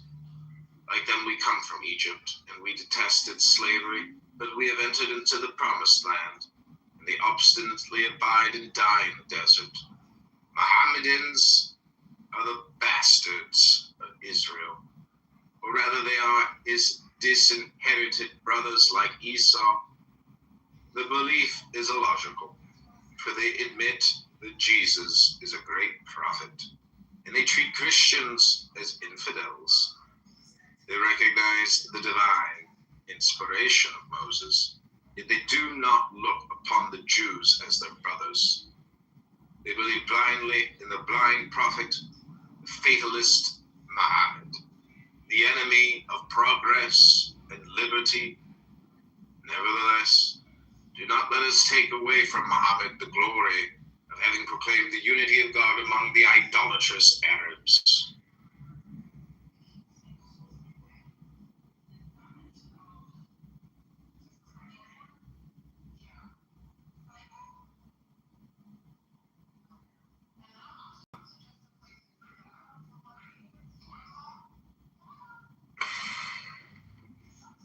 There are pure and sublime pages in the Quran. In reading those pages, one may say, with the children of Ishmael, There is no other God but God, and Muhammad is his prophet.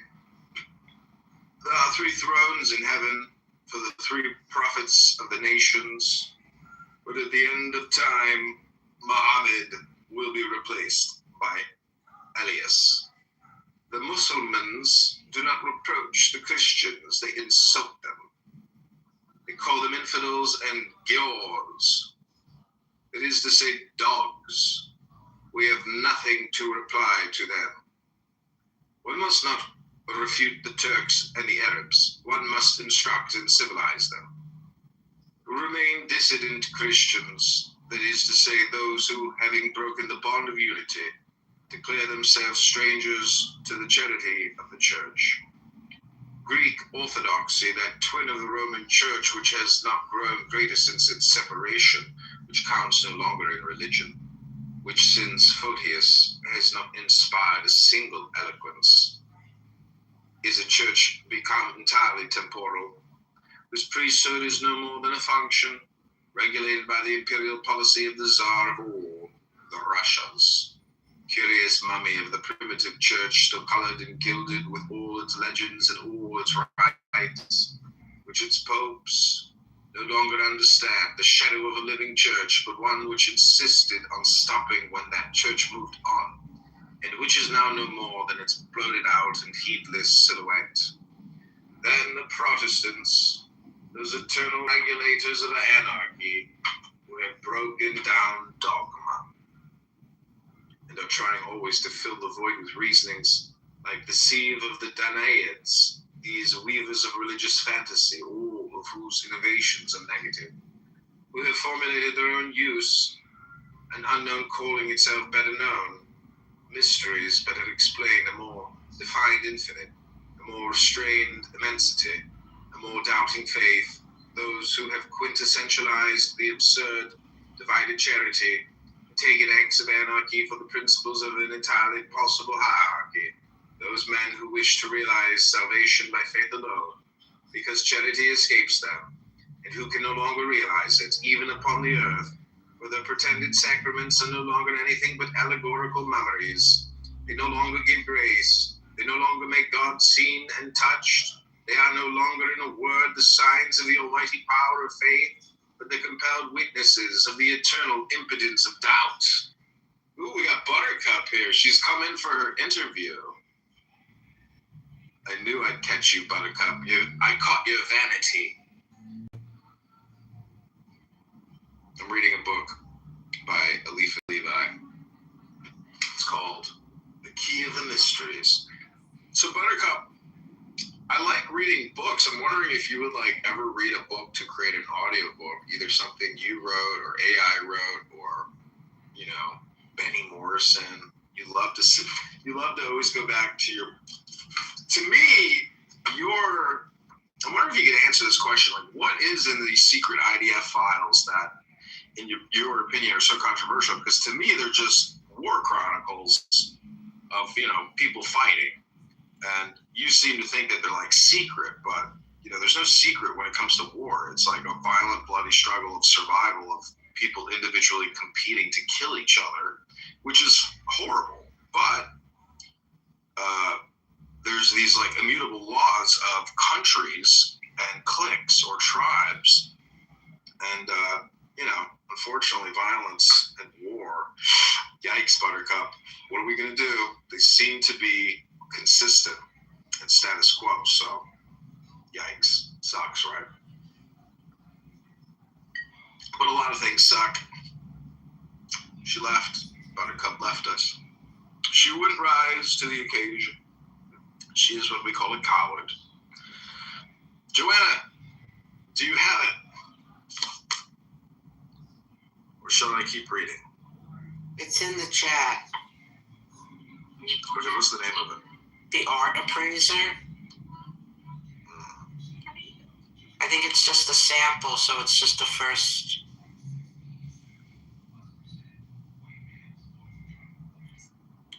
Okay, cool. I updated the room title. Really? I'm gonna cry. Don't cry. I might.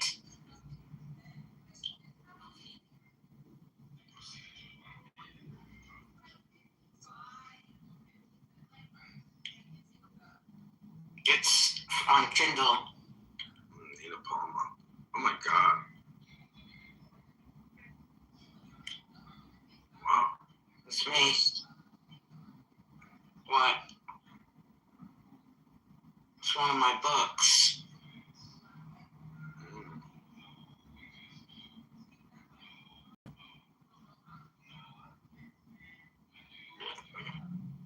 You don't have to read it.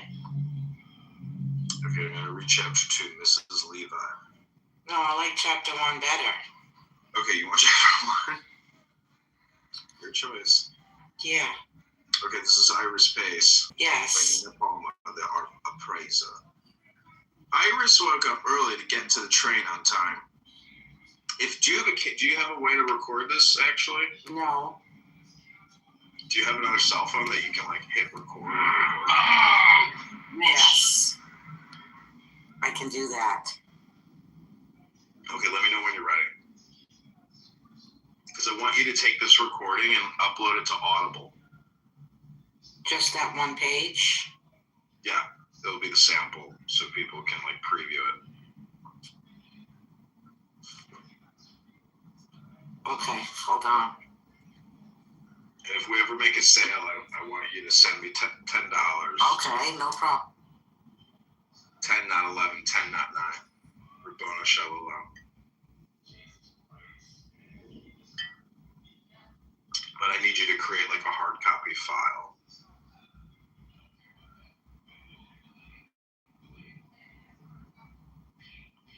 And we just got the bull rush, so that means the spirit is with us. Okay, I have another phone. I have another iPhone. Let me go to voice recordings. If I see the icon. You can also upload this to Spotify, with the Spotify Creators app. I don't know if this phone has it. I don't see the voice record on here. Let me go down.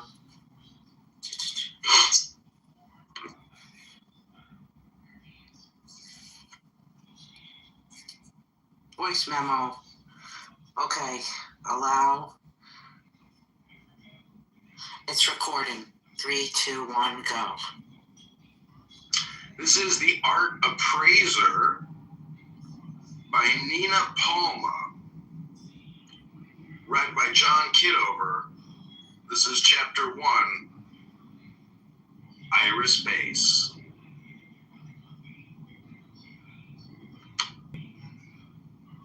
Iris woke up early to get to the train on time. The job interview was something she'd only dreamed of while at university. She was determined not to be late. Iris tried to keep up with the latest fashion.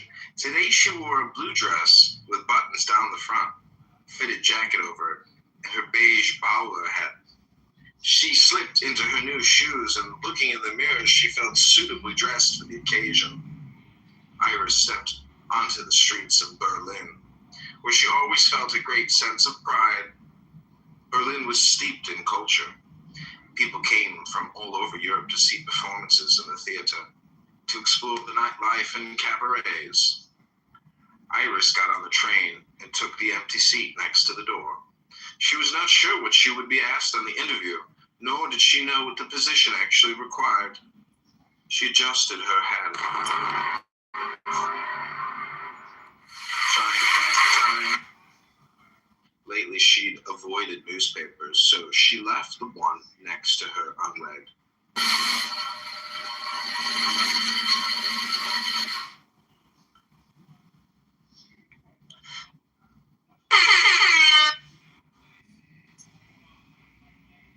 I can't use it now for Audible. But it's okay. Thank you so much for reading it. Thank you. Oh, I was going to continue. Do you want me to continue? Yeah, I would love you to. I'm moved. Iris got on the train and took... Are you still recording? Well, how am I going to upload it with all that noise? That's okay. People... It's like filming with people filming. People like the reality. You know? Okay. It's just a sample. So whoever listens to this, I hope you buy the book because it's starting out great and I can tell it's amazing. So But Yeah. continue recording. Yeah, I'll buy it. We'll just finish it. I'll buy it. Okay, I'm still recording. Iris got on the train and took the empty seat next to the door. She was not sure what she would be asked on the interview, nor did she know what the position actually required. She adjusted her hat and went through her purse, trying to pass the time. Lately, she'd avoided newspapers, so she left the one next to her unread. The nearer the train approached her stop, the more anxious she became, though she was well versed in the art world and had an art degree to show for it. As the train neared the station, Iris peered out the window. A few people were stranded on the platform, but one man in particular caught her eye. He wore a gray suit and shiny black shoes. He stood with an air about him, as if he hadn't a care in the world. Iris got off the train and he greeted her. "Miss Pace? Iris Pace?" He extended his hand. "Yes, sir. I'm Iris Pace. Pleased to meet you." "Nick Himmel," he smiled, tipping his hat to reveal his blonde hair and blue eyes. "We have important business to discuss regarding your new position. Come, there's a delightful cafe in the corner." He held out his hand for her to walk ahead. "But, sir, I'm here to apply for the position. I have not been interviewed yet." Iris was puzzled. "You stand corrected. The job is yours. We have important business and you're qualified in this space. We need a girl like you." God knows the other candidates were not as well educated. "Well, thank you," Iris said with confidence. "Say, you'll come with me to get some coffee." They walked 2 blocks to a cafe. They were seated outside at a table with a yellow umbrella. "My father has built quite a business in textiles, and now he has the notion of collecting art. Can you believe a man who worked his way up would want to buy art?" Mr. Himmel mentioned to the waitress. "What would the world be without art?" Iris smiled. "True, a successful man must have purpose. My father now wants to collect art, and he needs someone to appraise the paintings. With your art degree, I'm not trained in appraisal, sir. Renaissance, Impression, Abstract, and I hear you have studied Romanian and Italian artwork as well." Mr. Himmel certainly knew her educational background. "Well, yes, Iris tried to explain. "Well, that will do just fine. I'm sure the university familiarized you with all the well-known artists, as well as some up-and-coming ones," Mr. Himmel continued. "But appraisal, that's the field of a specialist. Just then the waitress put down 2 cups of coffee in front of them. "Of course, you'll be traveling around to locate certain pieces of interest, and well, whatever you come across that you are fond of." He took a small sip from his cup. "Of course," Iris managed to say. "There are 2 pieces we are looking at right now. How does tomorrow afternoon sound to you?" Mr. Himmel looked directly at her, waiting her response. "Tomorrow will be fine," Iris agreed. They spent about an hour in the cafe. Mr. Himmel spoke about his business and mostly listened. He went back to the train station. Iris was glad her train was waiting. She was wary of this man she had just met and wondered if she had made a mistake by coming. She decided to talk with her father about it, then thought twice about the idea. Is there anything that should cause her suspicion? After all, she was educated, yet how did Mr. Himmel know so much about her? Perhaps he inquired about her from one of her teachers, and it was no cause for concern. Iris decided to put her mind at ease and tell her parents the good news. She will be working for the SS, and it gets really good to those who want to give it a chance. She will find out she is working for the Nazis, and that was beautifully read. I'm forever grateful.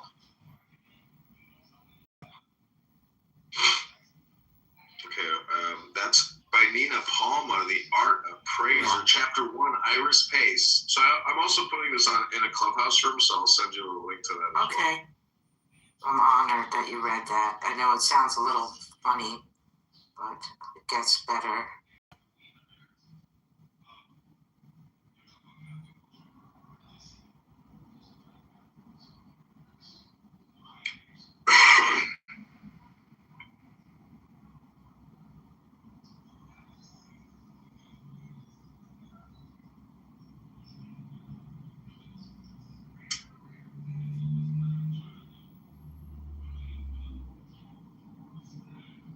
I'm also going to put it on X.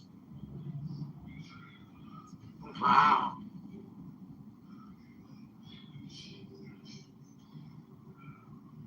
Do you have an X account?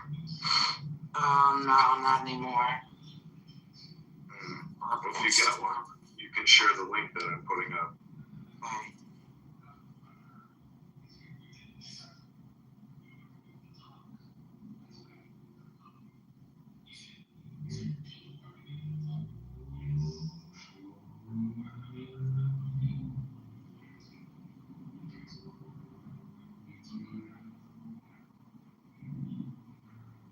Because you can create a room here on Clownhouse and then post that room to X and use hashtags and stuff. Really, thank you again. I'm getting a lot of money from this book, and I'm shocked that people are reading books about the war. Well, it's your keyword. You're ranking for the word the art appraiser. So people are finding it because they're looking for, the art appraiser. I'll be right back.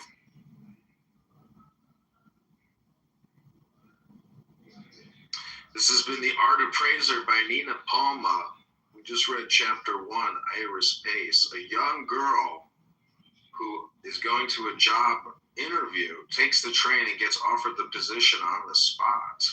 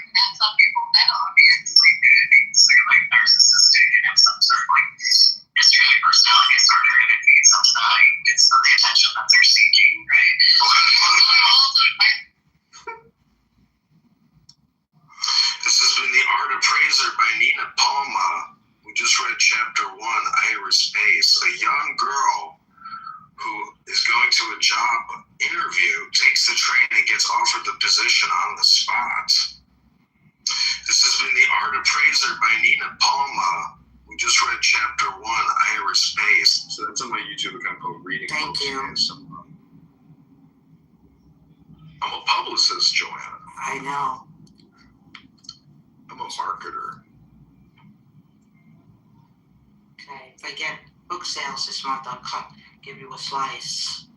Yeah, give me a piece of pizza. I will. I'm a woman of my word.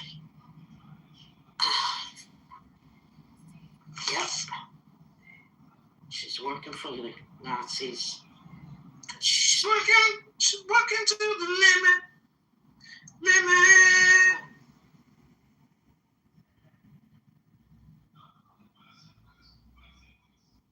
Okay, I'm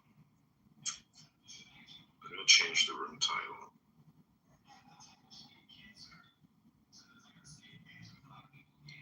To prove to me your God and prophet are real.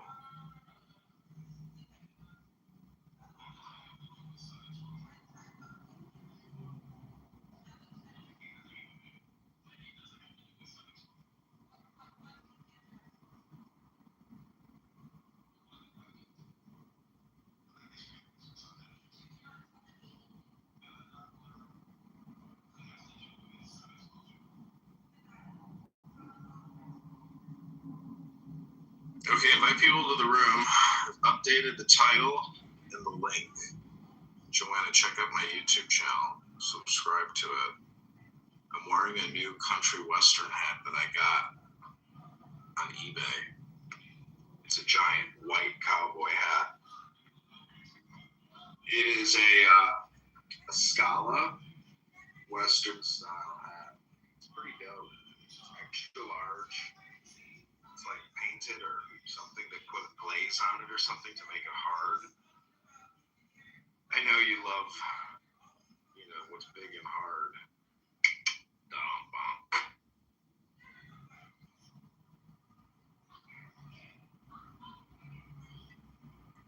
We're also going to modify powerful Dennis James and make him a mod. Powerful brain beat. Powerful. Invite people to the room so they too can experience the power. Yes.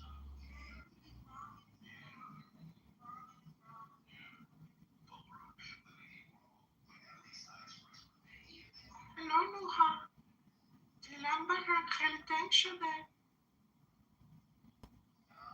الله اکبر بسم الله الرحمن الرحیم الحمد لله.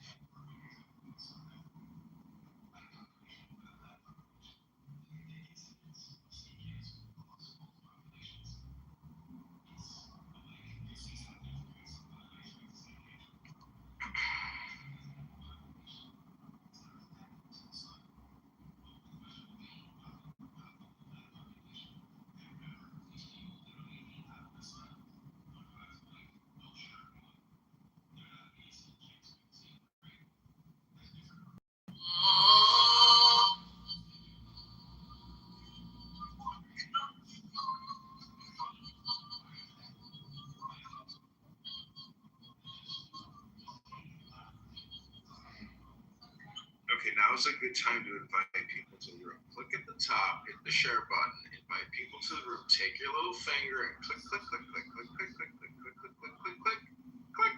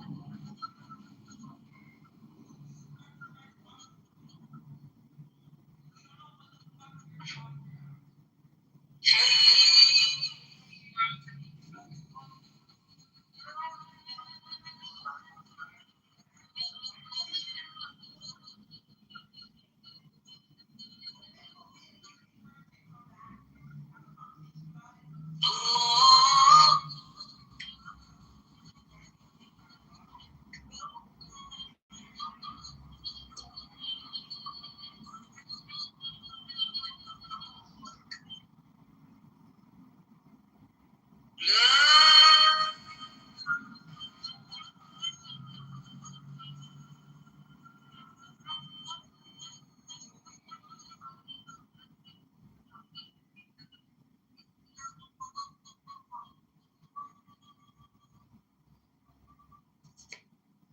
we've updated the room to the Iran war because war is breaking out all across Iran at the present moment. A massive news break. The war with Iran has begun. Nobody jumping. That tells you everything about this country. It tells you everything about how these motherfuckers work. So is this a partisan issue where like Democrats are saying, oh, the Republicans are Democrats and Republicans, yeah, this ain't a partisan thing. okay, gotcha. Yeah, they're both involved. A lot of it was regarding kids. I forgot which country it is. I was reading an article like a year ago where they made child pornography legal. Like you can legally have it and not get arrested. Then that thing that's going on in Florida where they want the age of I forget what it is. Listen, man, take this room title out your mouth because the Epstein files are not my own permanent Black History Month. Jesse Jackson just died for praise the Lord. Put Jesse Jackson in the Capitol building. Let Jesse Jackson have the state proper burial. Please, praise Lord Jesus. Jesse Jackson, please, Lord, stop muting the Lord, Jesus, Jesse Jackson died for your sins. Jesse Jackson died for your sins. Bury Jesse Jackson with some honor. Yeah, that's a trouble. But you know what blew me that I really had to educate myself on? The adrenochrome. It wasn't just about the molestation. It wasn't about raping. It wasn't just about murdering. Whatever is released into our blood when our adrenaline is flowing, the wealthy white people thinks that keeps them youth. They inject that into themselves. They put it on their skin, all these different things. So all the videos that you see with them kids screaming and they're putting like tubs under them, they were like breeding babies with no birth certificates, because when you have kids with no birth certificates, obviously it's easy to get rid of, but they're breeding babies and just having them and raising them to be whatever ages and then like torturing them so that the adrenaline would enter their blood.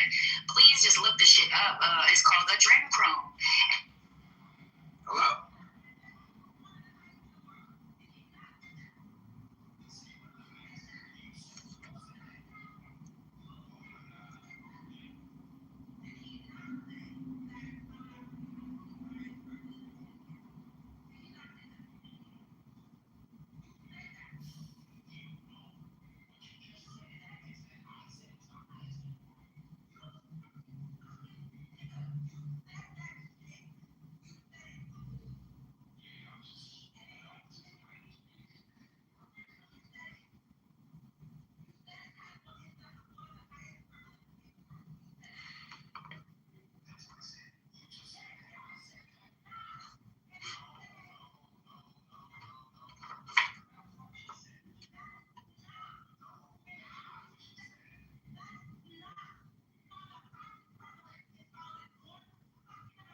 It is then against faith itself that the Reformation protested.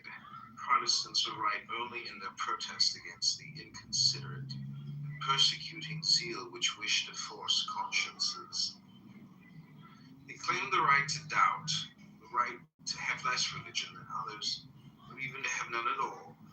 They have shed their blood for that said privilege, they conquered it, they possess it. They will not take away from us that of pitying them and loving them. When the need to believe again takes them, when their heart revolts against the tyranny of a falsified reason, when they become tired of the empty abstractions of their arbitrary dogma, of the vague observances of their ineffective worship, when the communion with the real presence, the churches without divinity, and the morality without grace, finally frighten them.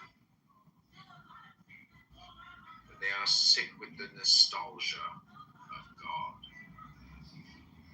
Will they not rise up like the prodigal son and come to throw themselves at the feet of the successor of Peter, saying, Father, we have sinned against heaven and in thy sight, and we are no more worthy to be called thy sons.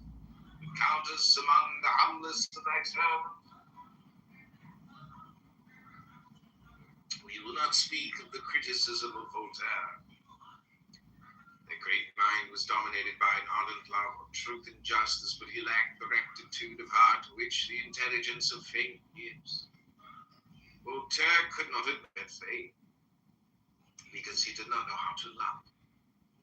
The spirit of charity did not reveal itself to that soul which had no tenderness, and he bitterly criticized the heart of which he did not feel that the warmth, the lamp of which he did not see the light. If religion were such as he saw it, he would have been 1,000 times right to attack it, and one would be obliged to fall on one's knees before the heroism of his courage. Voltaire would be the messiah of good sense, the Hercules destructor of fanaticism. But he laughed too much to understand him, who said, happy are they who weep. The philosophy of laughter will never have anything in common with the religion of tears. Voltaire parodied the Bible, dogma, and worship, and then he mocked and insulted that parody. Only those who recognize religion in Voltaire's parody, can take offense at it.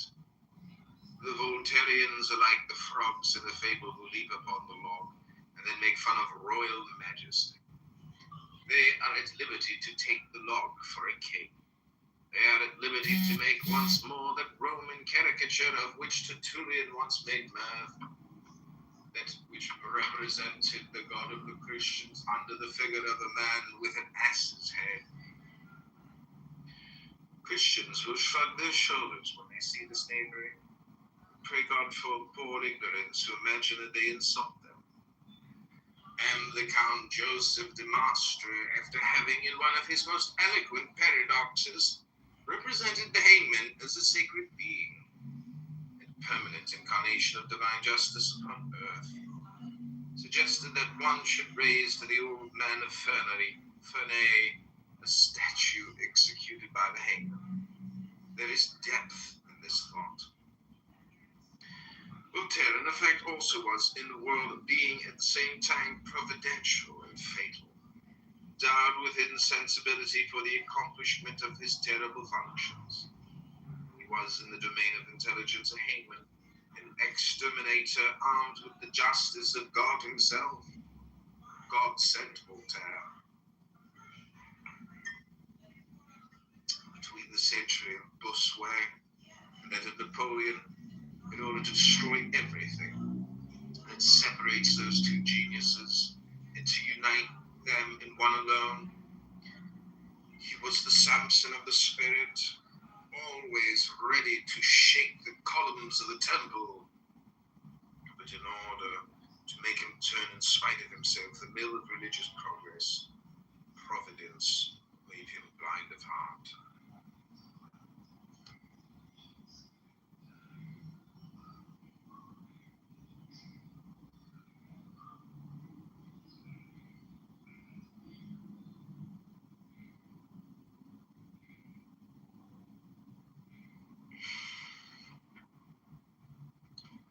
Article 5, solution of the last problem. To separate religion from superstition and fanaticism. Superstition from the Latin word superstes, surviving, is the sign which survives the idea which it represents. It is the form preferred to the thing. The right without reason, faith become insensate through isolating itself. It is in consequence the corpse of religion, the death of life, stupefaction substituted for inspiration.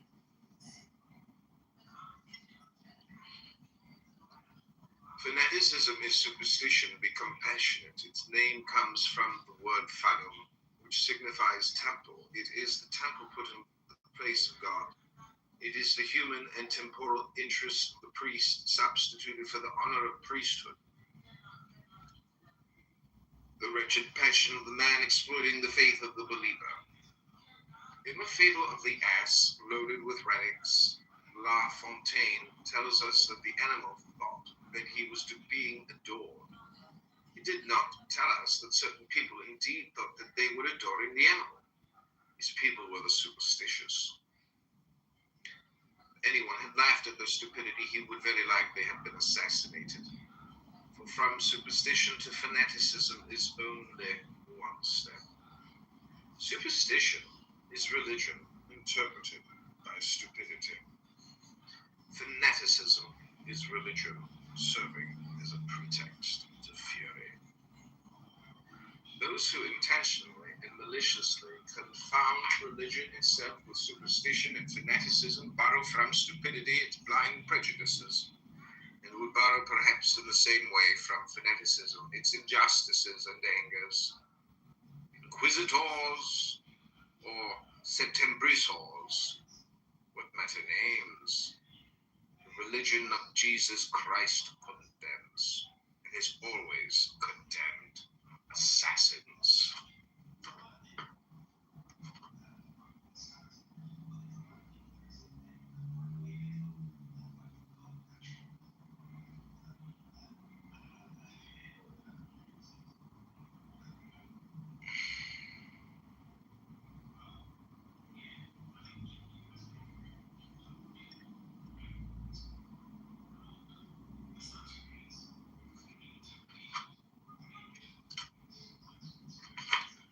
This is page 91, resume of the first part in the form of a dialogue. Faith, science, reason. Science. You will never make me believe in the existence of God. Faith. You have not the privilege of believing, but you will never prove to me that God does not exist. Science. In order to prove it to you, I must first know what God is. Faith. You will never know it. If you knew it, you could teach it to me. And when I knew it, I should no longer believe it. Science. Do you then believe without knowing what you believe? Faith. Oh, do not let us play with words. It is you who do not know what I believe. And I believe it precisely because you do not know it. Do you pretend to be infinite? Are you not stopped at every step by mystery? Mystery is for you an infinite ignorance, which would reduce to nothing your finite knowledge, if I did not illumine it with my burning aspirations. And if, when you say, I no longer know, I did not cry. As for me, I begin to believe. Science. But your aspirations and their object are not and cannot be for me anything but hypotheses. Faith, doubtless, but they are certainties for me, since without these hypotheses, I should be doubtful even about your certainties. Science, but if you begin where I stop, you begin always too rashly and too soon. My progress bears witness that I am ever advancing. Faith, what does your progress matter if I am always walking in front of you? Science, you walking? Dreamer of eternity, you have disdained earth too much, your feet are benumbed. Faith, I make my children carry me. Science, they are blind, carrying the blind, beware of precipices. Faith, no, my children are by no means blind. On the contrary, they enjoy twofold sight. They see by thine eyes what thou canst show them upon earth, and they contemplate by mine what I show them in heaven. Science, what does reason think of it? Reason, I think, my dear teachers, that you illustrate a touching fable, that of the blind man and the paralytic. Science reproaches faith knowing how to walk upon the earth. Faith says that science sees nothing of her aspirations and of eternity in the sky. Instead of quarreling, science and faith ought to unite. Let science carry faith, and let faith console science by teaching her to hope and to love. Science. It is a fine ideal, but utopian. Faith would tell me absurdities. You prefer to walk without her. Faith. What do you call absurdities? Science. I call absurdities propositions contrary to my demonstrations. As for example, let three make one. That a God has become man. That is to say that the infinite has made itself finite. That the eternal died. That God punished his innocent son for the sin of guilty men. Faith. Say no more about it. As enunciated by you, these propositions are in fact absurdities. Do you know what is the number of God? You who do not know God, can you reason about the operations of the unknown? Can you understand the mysteries of charity? It must always be absurd for you, for if you understood them, my affirmations would be absorbed by your theorems. I should be you, and you would be me, or to put it better, I should no longer exist and reason. In the presence of the infinite would halt, blinded forevermore by your doubts, which are as infinite as space. Science. At least you should never usurp my authority, or give me the lie in my own domains. Faith. I have never done so, and I could never do so. Science. So? You have never believed, for example, that a virgin could become a mother without ceasing to be a virgin. In the physical, natural, positive order of things, in spite of all the laws of nature, you do not affirm that a piece of bread is not only a god, but a real human body with its bones and its veins, its organs, its blood, such in short, that you make of your children who eat this bread a little race of cannibals. Faith. There is not a single Christian who would not be revolted by what you have just said. It sufficiently proves that they do not understand my teachings in this positive and gross sense. The supernatural which I affirm is above nature, consequently could never oppose itself to her. The words of faith are understood only by faith. Science has only to repeat them to pervert their proper sense. I employ these words because I have no others. But since you find my remarks absurd, you should conclude from that I give to the same words a meaning which escapes you. When the Savior revealed the dogma of the real presence, did he not say, the flesh profiteth nothing, but my words are spirit and life? I do not give you the mystery of the incarnation for an anatomical phenomenon, nor that of transubstantiation for a chemical manipulation. By what right do you exclaim absurd? Do not reason about any of the things you know. By what right do you say that I talk unreasonably? Science. I begin to understand you, or rather I see that I shall never understand you. This being so, let us remain separate. I shall never have need of you. Faith. I am less proud, and I recognize that you may be useful to me, perhaps. Perhaps, too, you will be very sad and very desperate. I will not leave you. What are you reading, Lord? Sense. I'm reading The Key of the Mysteries by Rabbi Eliphas Levi. Okay. Thank you. Reason. Be well, where of doing so, I am necessary to both of you. And I, what should I do without you? In order to be just, I need to know and to believe, but I must never confound what I know with what I believe. know is to believe no longer. To believe is not to know as yet. The object of science is the known. Faith does not occupy itself with that and leaves it all to science. The object of faith is the unknown. Science may seek it but not define it. She is then obliged, at least provisionally, to accept the definitions of faith, which it is impossible for her even to criticize. Only if science renounces faith, she renounces hope and love, whose existence and necessity are as evident for science as for faith. Faith, as a psychological fact, pertains to the realm of science. Science, as the manifestation of the light of God within the human intelligence, pertains to the realm of faith. Science and faith must then admit each other, respect each other mutually, support each other, bear each other aid in case of need, but without ever encroaching the one upon the other.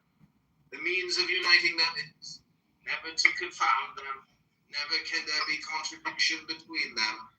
For although they use the same words, they do not speak the same language. Faith. Oh, Daniel, what? well, Sister Science, what do you say about it?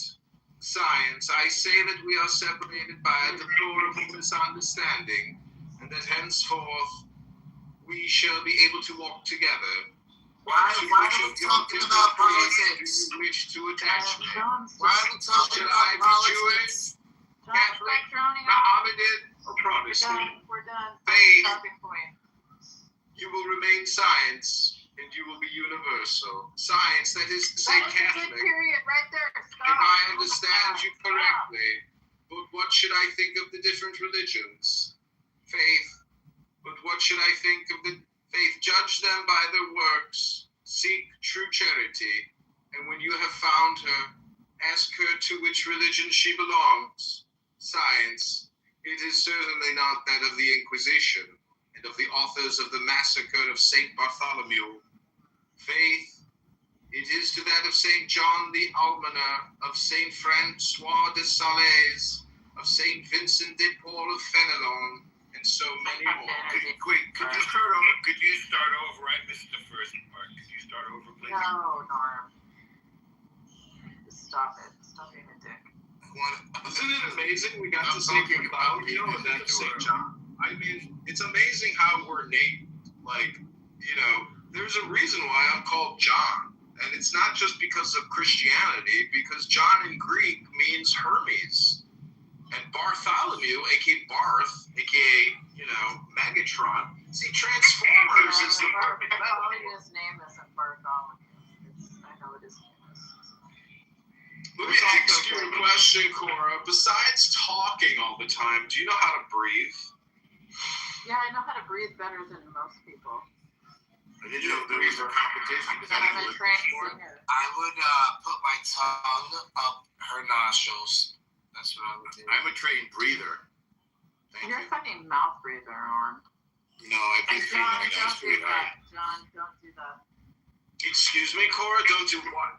Give Norm. Pardon me, madam, I'm on Norm because I love Norm, and Norm is a good man. How dare you tell me not to do that, Cora?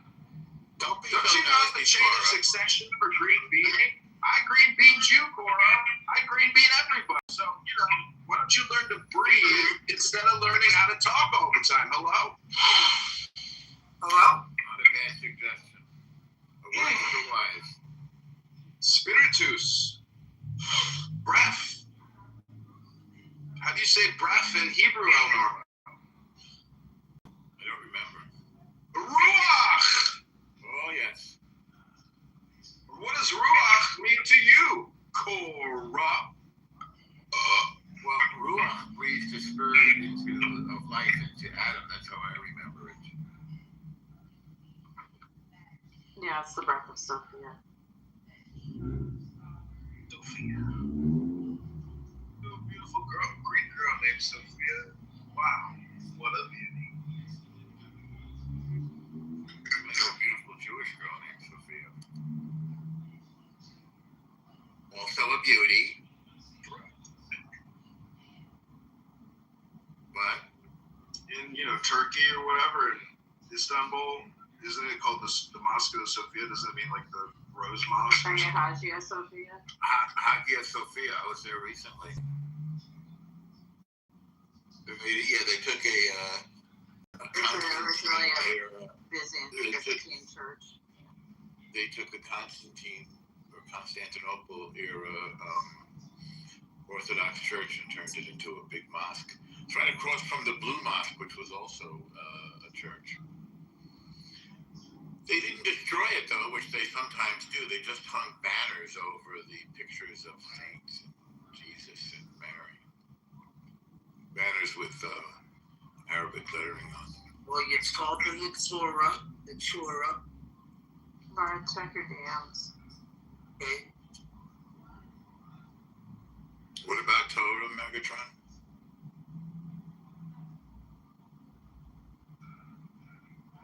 Love about Clubhouse. It taught them all of the menstruation Talmudic verses, and they fell in love with it. Family purity, Nita. Yeah, that was a good day. Yeah, I'm glad you were listening, Megatron. This is when people say check your DMs. If everybody can click the YouTube link above. Hold on a second. Can everybody subscribe to my YouTube channel to help support the work of John Kitover? Because I've been reading a lot of books, and I try to live my life by what I read, and it's transformative. One of the books I recently... Are you still taking donations? We are. We need financial donations. Right now. Clown Town? What was that, Corey? Well, I know you relish being a clown, but there's like other clown. It's like majority clown. Well, are you clown phobic? Yeah, there's actually a word for that. Yeah. It's transphobic, right? No, that's not nice. There's actually a name for that if you're scared of clowns. What is that, Norm? Transphobic. No. Hello? I thought this was a transphobic room because Cora said she's clownphobic. Because right now there's a lot of clowns. Coulrophobia. Thank you, Norm. Yes. You're welcome. You're not trained. This guy's telling lies. I like to provide solid information. Isn't it just like ignore like as if you like did something like What's that, Cora? All you did was Google it. It's not like you're like. Well, I would have Googled it as well. I mean, I knew the term existed. You should have, David. Cora, you're very interested in me. You talk about me a lot. What's the deal with that? She's having radiation procedure done on her breasts right now. In every conversation, it's kind of hard not to talk about it. Isn't that what Mike I don't know about? Well, he has VIP here, Cora. So also, he has one of those medals. Yeah, I'm a medal winner. I'm an Olympic clubhouse person.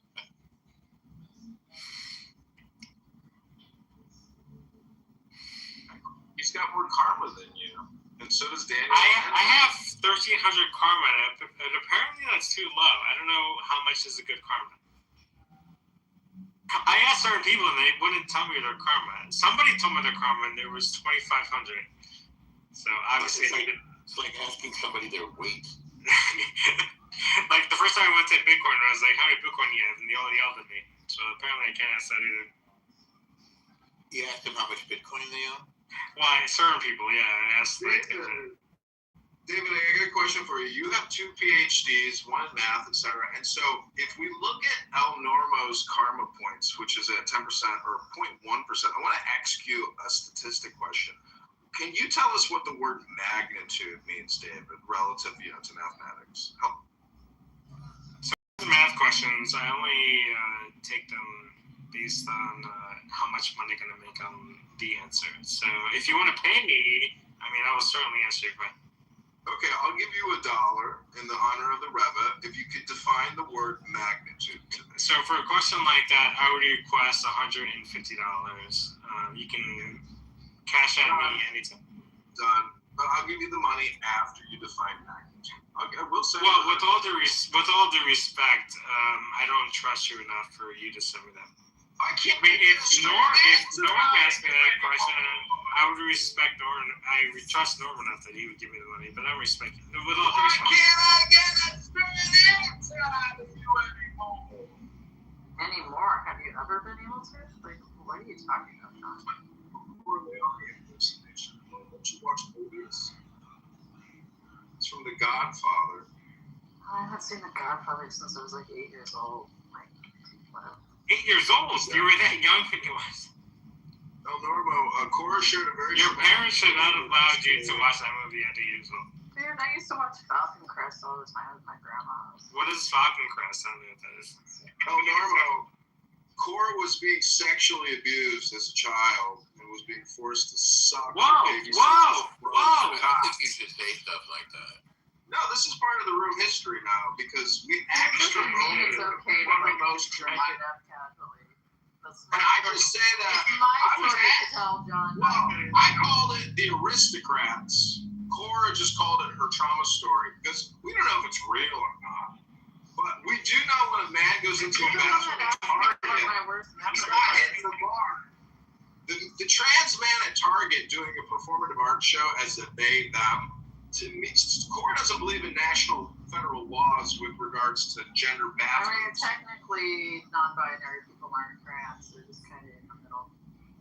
Non-binary trans people are not trans. They're in the middle. What does all that even fucking mean anymore? I don't care. I'm tertiary. I'm trans. I'm racially trans. I'm a triracialist because I'm a Mischling, patrilineal, Jew, a Christian and a Buddhist, Iberian. And Norm, can I ask you? Have you asked John if he's a real Jewish person? Is he really a Jewish person? What he's telling you, I believe to be the truth. So he is a Jewish person. There's people in other rooms who say that he's not a real Jewish person. Not a Jew by the law. Not a Jew by the He's law. more Jewish than most of the people I know. Just about everybody. Well, there's not. Just about everybody in the world has some level of like Levantine or Arabian. I mean, he's more Jewish than Rabbi. But that doesn't make them a Jew. He's more Jewish than Randy McDickerson. That's right.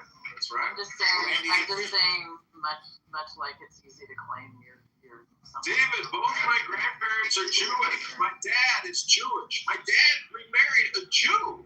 And I always tell my gorgeous mother, don't you think it's amazing that that dad, married a Jew? You don't have to prove anything to me. You don't have to prove anything to me. I was just asking Norm. That's all. Cora, are you still looking for love in your life? No, I don't need any more men. You're not looking for love? Oh, well, that explains a lot. There you go, Eleanor. What are you talking about, Norm? We solved it. We hit the nail on the head. We're talking about the previous 3 sentences. We put the camel turning on the camel. Or women in my life? No, you seem bitter and angry and irrational. No, I'm not. Resentful. Well, you act that way. No, I don't. Yeah, you do. No, that's your perception of me because you're. No, it's not. It's the way you behave. I know you are, but what am I? You should think about Just that. because I don't fawn over you, like. No, that's not just. Portray me in a negative light Listen to because your I voice won't right now. fawn over you and your fake ass fucking persona. Shut up, my nigga. You don't know what you're talking about. We all say blood in the bank. They don't blood and grip in the bay like that, my nigga. Not like that. No, they don't. No, they don't, my nigga. Exactly. No, they You don't. can't say all of California. You can't say all of California do this. But they do blood and crip. I mean, Hey, chicken. Not in Northern California, How do you bro. dress your family members? Like, do you be like, hey, cuz, like your cousin? My cousins know what I'm from. My mama know what I'm from. My brothers know what I'm from. Hold on, poker face. Let the chicken say it. Hold on. See? That's not. My mama know where I'm from. My daddy know where I'm from. What's that got to do with the price of tea in China? That shit crazy. crazy. You know what I'm saying, Donna. You know what I'm saying, Donna. Come on, Donna. You know it's Donna. Don't do that. You know exactly what I'm saying. Don't do that, Donna. You know what I'm saying, Donna. Please don't do me like that, Donna. You been drinking. You had a beer or something. You let that beer that go lick it.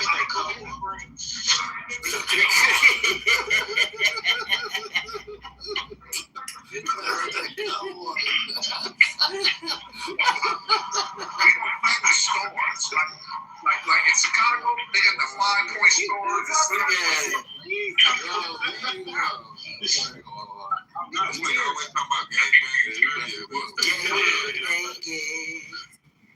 I just know the history. I don't gangbang at all. I don't do no gangbanging shit. I don't. Alright, yeah, can we drop that? Thank you. Drop it.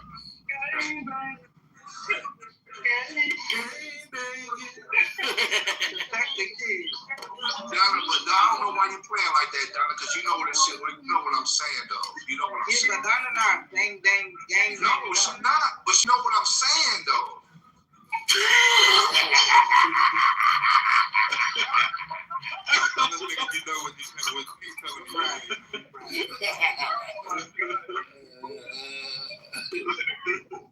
You know what you're saying, cuz.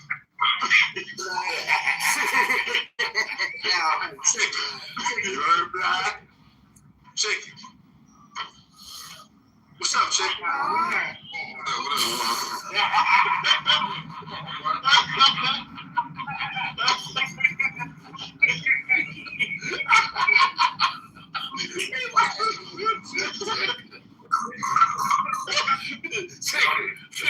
What's up, Chicken?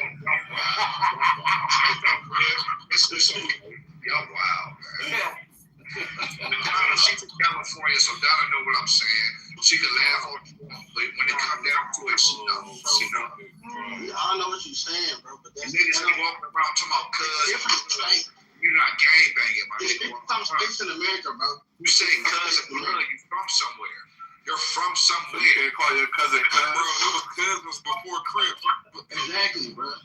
That's the old down south word. Yeah, them niggas banned some country ass niggas up there saying, From the south. That's how retarded you are when you it's a down south word.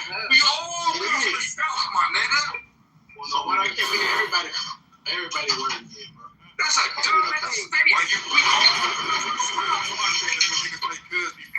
I know a country nigga. You gotta be from somewhere in California and say guns.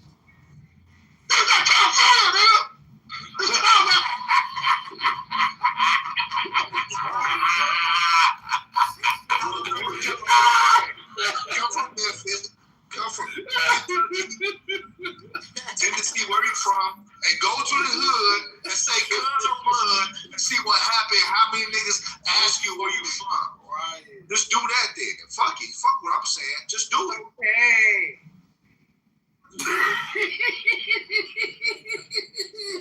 I'm saying, my nigga, for real about hey, poker face will do good. Or remember that nigga, you sitting on the couch, your light passing you by. No, my life ain't passing me by, Donna. I'm talking about the commercial. No, we need to put that nigga on the balloon. On the pop the balloon challenge. Donna, am I lying though? No, you're not. Right. California,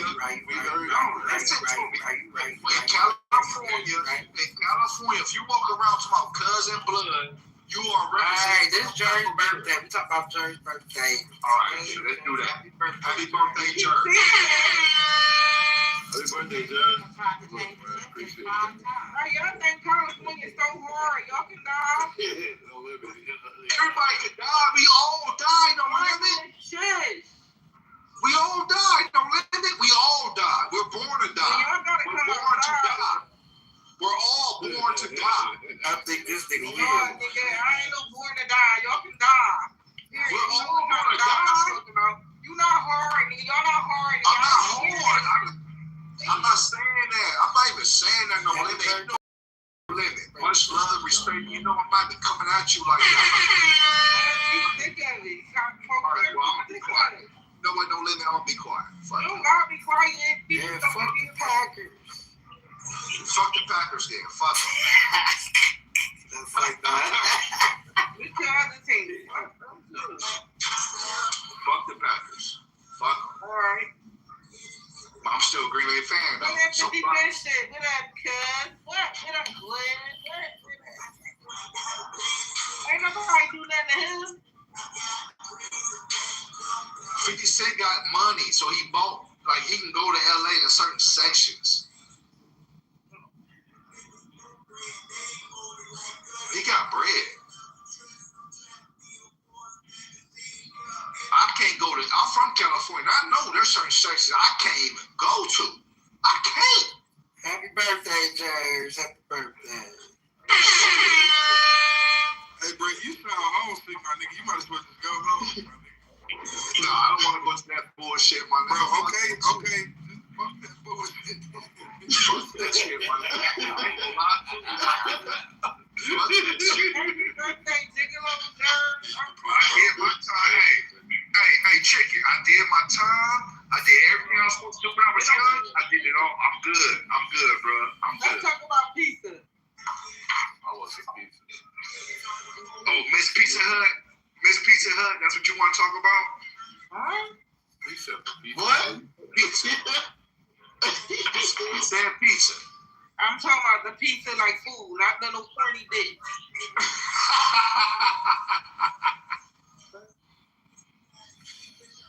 You want some pizza, Gary? What type of pizza? You want some goofy pizza?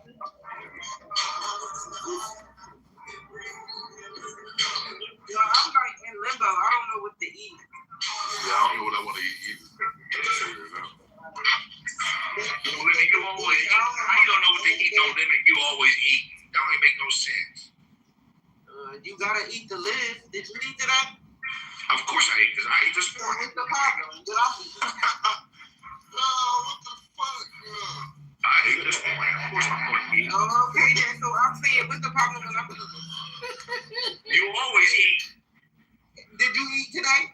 Yes, I Did you did. eat yesterday? Yes, I did. Did you eat the day before then? Yes, I did. I'm going to eat tomorrow. I'm going to eat tomorrow too. It out. Yeah, I'm going to eat later on today. I'm going to eat tomorrow All too. right then. So I'm eating every day just like everybody else. What's the problem? But you eat a lot though. You eat excessive. Bro, you don't know nothing about it. Here you go. What the fuck is that noise? I'm gonna need, okay, don't let That's 50? all right, don't let me cool. I'm cool though, baby. I'm cool. Who the It's fuck got a tea pizza? pie. Right. I'm taking it out my head. That was 51st. Yeah. I'm cool though, baby. I'm cool. I don't want no sauce. I don't want no beef. I'm cool. Anyway, so yeah, dude, I'm in limbo. I don't know if I'm gonna run that cheese. I don't know. Whatever. I might just do this like over.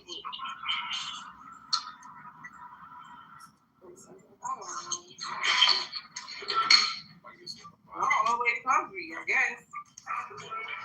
Shit, like that's food on the food trucks now.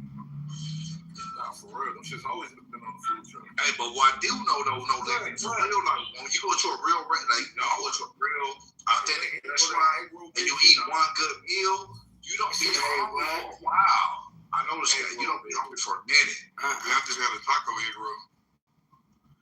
Food truck. Like Boston Market or something like that. And when you eat one of them Boston Market places, you don't be hungry for a cool minute. Damn, Boston Market on years. Yeah, Boston Market's fire. I fuck with Boston Market. I know they was doing the turkey and shit. That's the last time I heard. Thanksgiving turkey.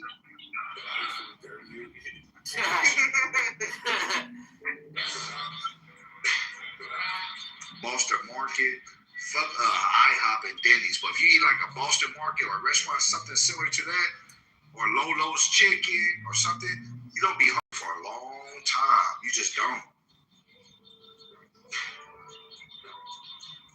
You can get faded. You can smoke your weed, drink your beer, drink your liquor, whatever you're doing. I think you need to stop. Oops. Somebody blew his shit up. My bad. My bad. Thank you. I'm sorry, you blew up my high. No, fucking my shit up. All this screaming, yo, bro. Chill. But look, Durs, that's why I'm so blessed, bro.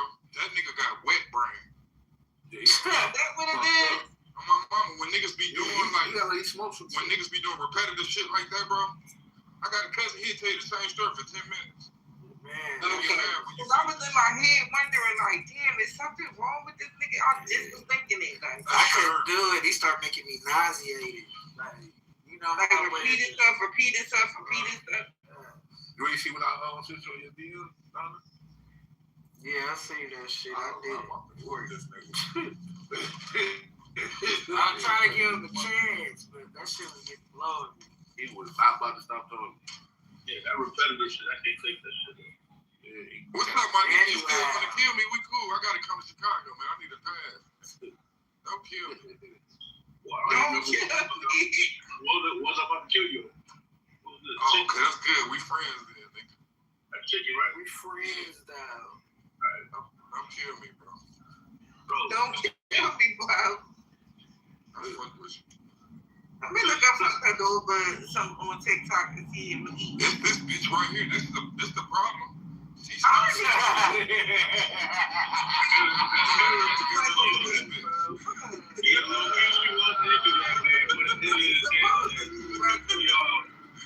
we can crash out, bro. We've been around each other for too long, bro. I ain't no Don't live it. You're supposed to be brothers. You're supposed to be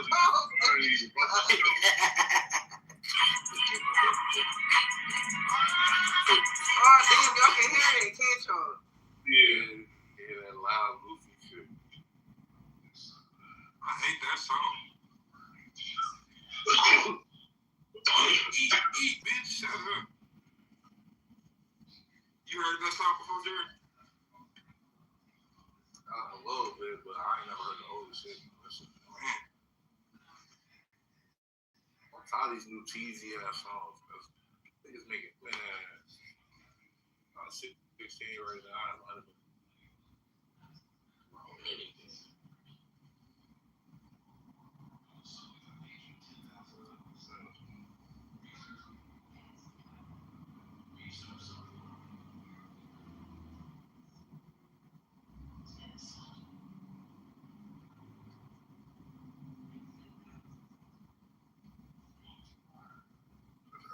Shit.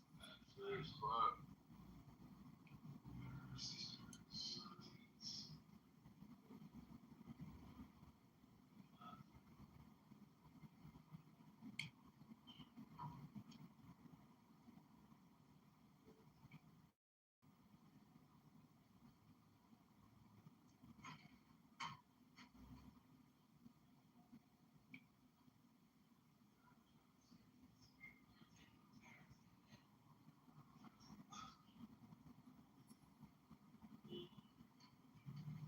What you going on?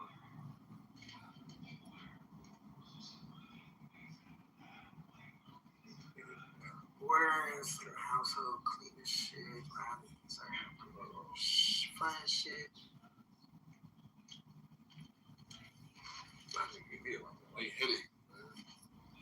Man, me too. Me too. He fucked my ass. It was funny to me.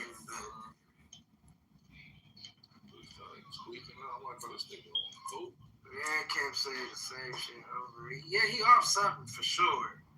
Cause he ain't like that all the time. Now that nigga fucked up. That nigga like that in the morning for breakfast. He just ain't never come back. Tell you, something ain't right. He probably like, he butt hurt. He got removed. I bet you he butt hurt. What he did? Yeah, he know he coming shit. He gotta go to room 0 where he wanna be in. Like, go away with J3, man. J3 be on that nigga head. Like, shut up. Chastise that nigga. Man, why you gotta talk to me like that? He be treating that nigga like a bitch. But you got to. Look how the nigga act. I see why now. Show everything. I think you're too soft, kid.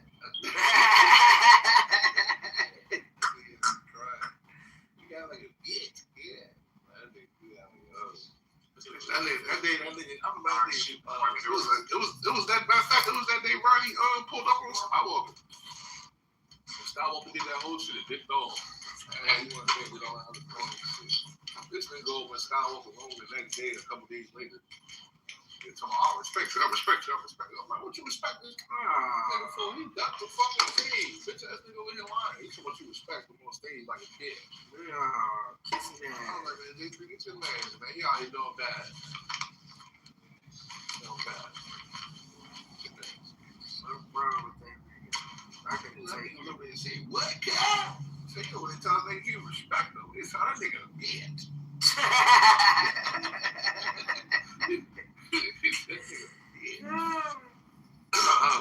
You gonna respect this crippin'. That shit funny as shit. He said, what, cat?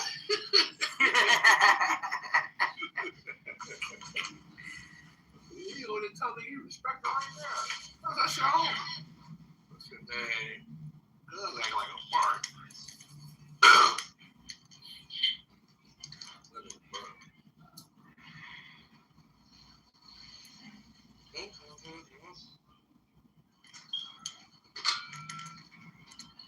They start talking over the females and shit. That shit was gonna be a headache.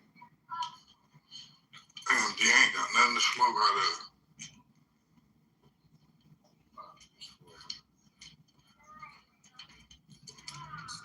That's how I was yesterday. I was a big bag of blast on my head. Let's really smoke out of full. Gonna make me a full shooter, baby. I'm crafty. I'm crafty for this shit. Damn. I can't go to the slow.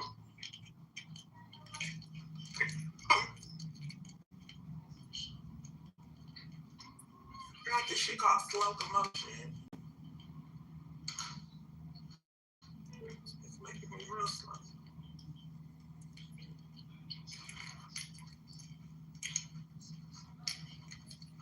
Shit, I can't think about.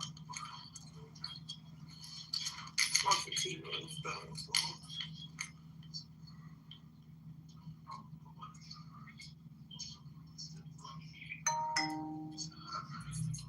Hey, I'm finna go watch Coulda Been Love. Drewski show Coulda Been Love. It could have been love. It could have been. Those skits or real shit going on. Huh? Like, them shows be real, it be like skits. Well, technically, the last one, it was like he found the bitch and he fucked the bitch, but he ain't stay with the bitch, so. Like, you know them shows we had like rap, like Coulda Been record, and shit like that, like they was really fighting shit on there. Yeah, them like, I think that stuff I don't think really be getting 360 deals. That's the only thing I don't think is real, but I think the rest of the shit be, you know. They definitely get the 360.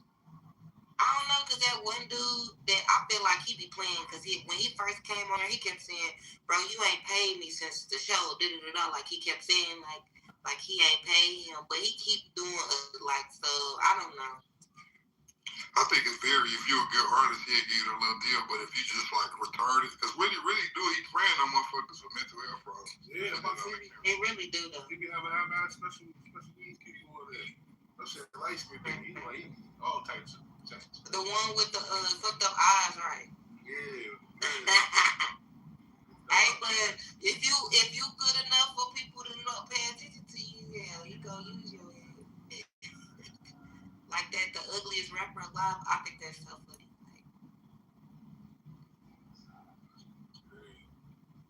Like, dang, you gonna grab the turkey instead of Brian? That's crazy. It's not. It's just the turkey.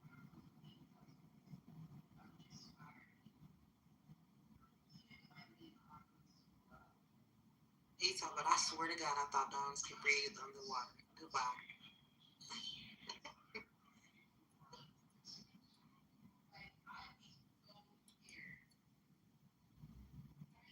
It could have been, man. It could have been. And that nigga Charlotte Bluff was in the world going crazy this weekend, nigga. He was partying hard. He got beat up. After that, he was right right back on the strip, was turning up with the hoes. I think it burnt out Charlie Buck like crazy.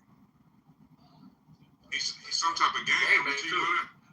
Yeah, I'm about to say he a gang man. He part of some Mexican shit.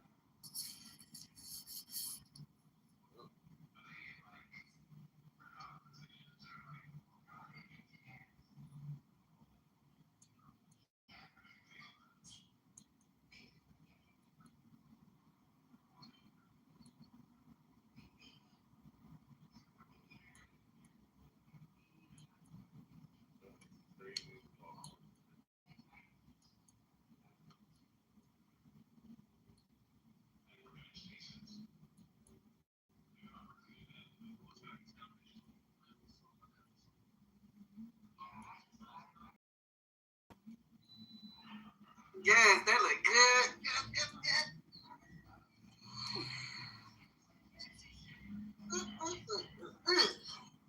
Poker face, they catch you.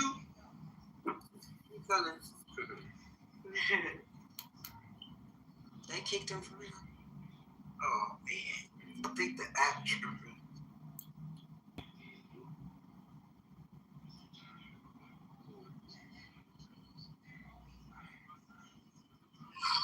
Oh, ah.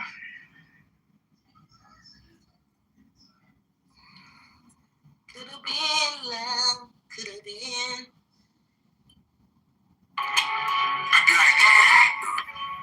Yeah, I'll be like, I'll be like, I'll be like, I like that song.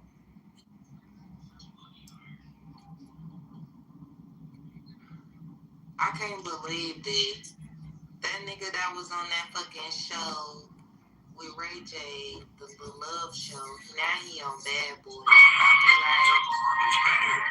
I feel like, hey, I don't want my bitch, I want my bitch wetter. Blueface was the bitch in front of it. They can get her already. Huh? Blueface was the bitch in car. She fucking hit it already. She fucking right? No, what? That's a funny thing that Joe has their Free America from Israel. That's funny. Free America from Israel. I don't even know what does that even mean? It doesn't mean anything. Like it's like there's a Muslim terror organization for every letter of the alphabet. A for Al Qaeda and Al Shabaab. B for Boko Haram. Somebody has to come up with a C. I think someone's had one. D for Daesh. You get to H, you got a whole lot of them. They like H, the Houthis and Hamas and Hezbollah. Right. And then, but